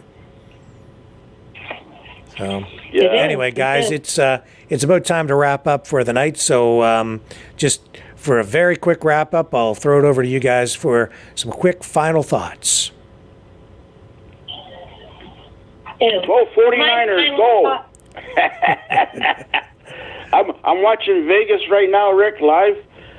I got to go back down there. But the streets, they got fencing everywhere now. You can't, when I was down there, you can cross the streets. I wouldn't do it because you get arrested. But now they put fencing up everywhere. This is the Vegas Strip. There's no more, they do have crime. Here, we're just going to add a caller to the You notice that? here. The fencing. It's all fenced now, this Vegas. That's Caesars there, right there. You remember that place? Anyways. You guys keep talking for a minute. We've got another call coming in here from Alberta. Is that you, Chris, or is that somebody else? It's me. How are you? Just fine. I'm going to step away for just a second. You guys keep talking. I'll be right back. Hang on. Hi, John. How are you? I'm good. Who's this, Chris? Yeah, it is. How are you doing? Good. You sound clear from Alberta there. Yeah. Seems like no time delay. Isn't it a 2-hour time delay? Yeah, pretty much. That's funny. Yeah. That's funny how a telephone, there's no time delay on the telephone. No, there isn't. Isn't amazing, eh? I thought I was calling my doctor's office because it says, you want to talk to the operator. I'm going, well, okay, would that be Rick? So I hit 0, and then the music playing was what my doctor's office has. I go, huh? Yeah. You got to know what I press 0. I always press 0. Sometimes they go, press this. I just keep pressing 0. Finally, I get a live guy coming on there. You know what I mean? I just keep pressing 0. It drives me crazy. Press 1 if you want to hear your statement. Press 2 for your balance. Press this. Yeah. I say, screw that. 0. Then I get a live person on there. Yeah, I want to talk to a live person. Yeah. Hey, there's Spider-Man. Hello.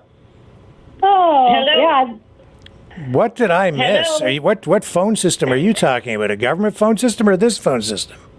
No, your phone system, Rick. So I call it, and then you have to. It says if you know your party's extension, hit the number. If not, hit 0 for the operator. And I'm going, well, Rick has to be the operator, so you hit 0, and then the music that you listen to is what I listen to from my doctor's office. I'm going, did I just call Rick or did I call the doctor's office? It's so bizarre. All right, I'll go into the system. I'll try to streamline it, and maybe I can get you some more entertaining music. Rick. Yeah. Rick, a lot of the places I phone, press this for your statement. Press this for the bow. Press this if you want to hear country. Press this. I just keep pressing 0 till the cows come home, and then I finally get a live person on the phone. Because all I want to do is speak to somebody. Forget about this. Press this. Press that. Does that drive you people? Does it drive you nuts doing that? Or is it does. Especially when you call the government offices. You got to keep hitting 1. Hit 1. Like, oh my God. So did you have anything specific you wanted to talk about tonight, Chris? Well, I wanted to try out your phone line, obviously. Okay. And I wanted to say hi. I don't know, is Pam still floating around on here? Yes, I am. And Johnny started talking, and I wanted to say hello, but I had to wait. Hello, Pam. How are you feeling? I'm feeling way better, thank you. Way better. I'm on the mend. Oh, I'm glad to hear that. That's awesome. It's good to hear. I hope Patricia gets well. I hope she went to the hospital yesterday. What? Super Bowl. No, they're In concrete. Sorry. I'm sorry. Go ahead there, Chris. What did you want to say? Well, I lost track of my... Oh, Sorry. I got someone here giving me... No, I was just going to say, if you think... I was listening to you talking about Singh is throwing all this stuff against Trudeau if you don't, by the end of the month. Yeah, I think Singh is all talk. He's not gonna back away. I can't see that happening. I mean, I wish he would. I can't see it. He likes his job too much. He wants his pension. I can't see it. I don't think he needs to worry. I think that he'll be reelected anyway in his riding. $500,000 pension. Well, yeah, but not if it had to work with Trudeau. I wouldn't. It's not worth it. It's not worth the cost. As Pierre always says, he's not worth the cost. It's like when I worked for TTC. I was making really good money. All you had to do is go in there, keep your head down, turn the lights off, and just show up on time and leave on time. You didn't have to know nothing, and you get paid. And you get paid big money, bonus, boots, clothing, pensions, and everything. I got fed up with it. I go, this is bullshit. So I was there for like 10 years. Yeah. My ex-husband worked for the Toronto Transit Commission when we lived in Toronto quite a few years ago. But yeah, he was a driver. He did the streetcars and the subways and the buses. He kind of liked the subways the best, though, because that way no one really bothered him. You're kind of up front by yourself. I worked in the engineering department, so I got to see all the tunnels, all the stations. I did a lot of bus garages. I was neat. Most of my work I was doing all the new bus garages. I did them all myself too. I didn't want no help. Good for you. How long were you there? 10 years. How long were you there? Oh, okay. But they're all useless. I'm telling you. I worked for the Hydro. I worked for the Board of Education. I worked for TTC. I've never seen the government jobs. I've never seen such useless people. They're really useless, man. Yeah, even, I live in a smaller town out here, and, you'll see the town going around, they'll be working on a job, right? So there'll be like 10 of them standing there and only actually one working. The rest of it. It's like, seriously, what are y'all getting paid for? So I hear you. You could imagine Trudeau's government, eh? They're all useless twits. Yep. None of them know what they're doing. None of them know what they're doing. Hey, Rick, you know about stuff like that, huh? Oh, I've seen lots of bureaucratic procrastination and incompetence and apathy and I've seen lots of that in my day. Yeah. Well, definitely. Crazy. Yeah, I think it's getting worse though. I really believe it's getting worse. Everybody wants money. It's all their friends. Yeah. That's right. Everybody wants big bucks, but nobody really wants to do anything to earn it. No. Yeah. That's what it is, And my department, we had 3 chiefs making $140,000 a year. 3 chiefs. Okay? 3 of them. Like, all you need is one. There's only engineering department. The engineering department was like maybe 12 people, 8 to 12 people. And you had 3 chiefs talking about wasting government's money. Yep. Huh? Of course. Wow. Well, listen, guys. It's the clock has ticked to the end of the day, so we're going to wrap up now. I appreciate all you guys calling in and being part of the show again tonight and helping out. It's been fun. Yeah, maybe you can put some better music on in the background, Rick, because I really thought I was calling my doctor's office there. Rick, one more thing, Rick. Yeah, are you there, Rick? I'm here. Yeah. You say you're getting old and you're getting crooked in the morning. My left arm has been hurting for every so often. It starts hurting. Okay, I go give blood. I just went the last week, a couple of days ago, and my left arm, they drained a water ball out of me. Now it's fine. It could be your body's got too much iron in it. So it's good to give blood every 6 months. Maybe you'll feel better. You should try it. Bloodletting. So you advocate for bloodletting as a holistic health maintenance thing. Well, he has a point, Rick, because every time you give blood, you rejuvenate new blood. So he does have a point. And your old blood, you know how much iron collects in your blood? And the iron, too much iron in your blood, not healthy for you. It makes you like arthritis, your bones, and it clogs up everything, eh? So, anyways, look into it. Does it make your arm feel better, John, when you give blood? The pain's gone. The pain's gone. And this is not the first time. Every 6 months, I feel the pain coming back. And I go give blood, and it goes away. So, I don't know. But they say it's healthy to donate blood every 6 months. You can look into it. You're a good researcher. Okay. Maybe some of your health issues might help them. That's all. Okay. All right, guys. Everybody have a good night. I'm going to get some water, man. My mouth's dry. All right. You guys have a great night. Thank you, everybody, for calling in tonight. Love you all. Take care. See ya. You guys. Bye now. Bye. And that ends our call-in portion of the show tonight. Thank you, everybody, for joining us here tonight on the Maverick News Channel. Oh, let me take this little battery thing down here, too. There you go. And now we are free and clear. I will be back tomorrow night at 6 p.m. Eastern Standard Time with the antivirus program For Your Mind. Love you guys. Catch you tomorrow on the flip side.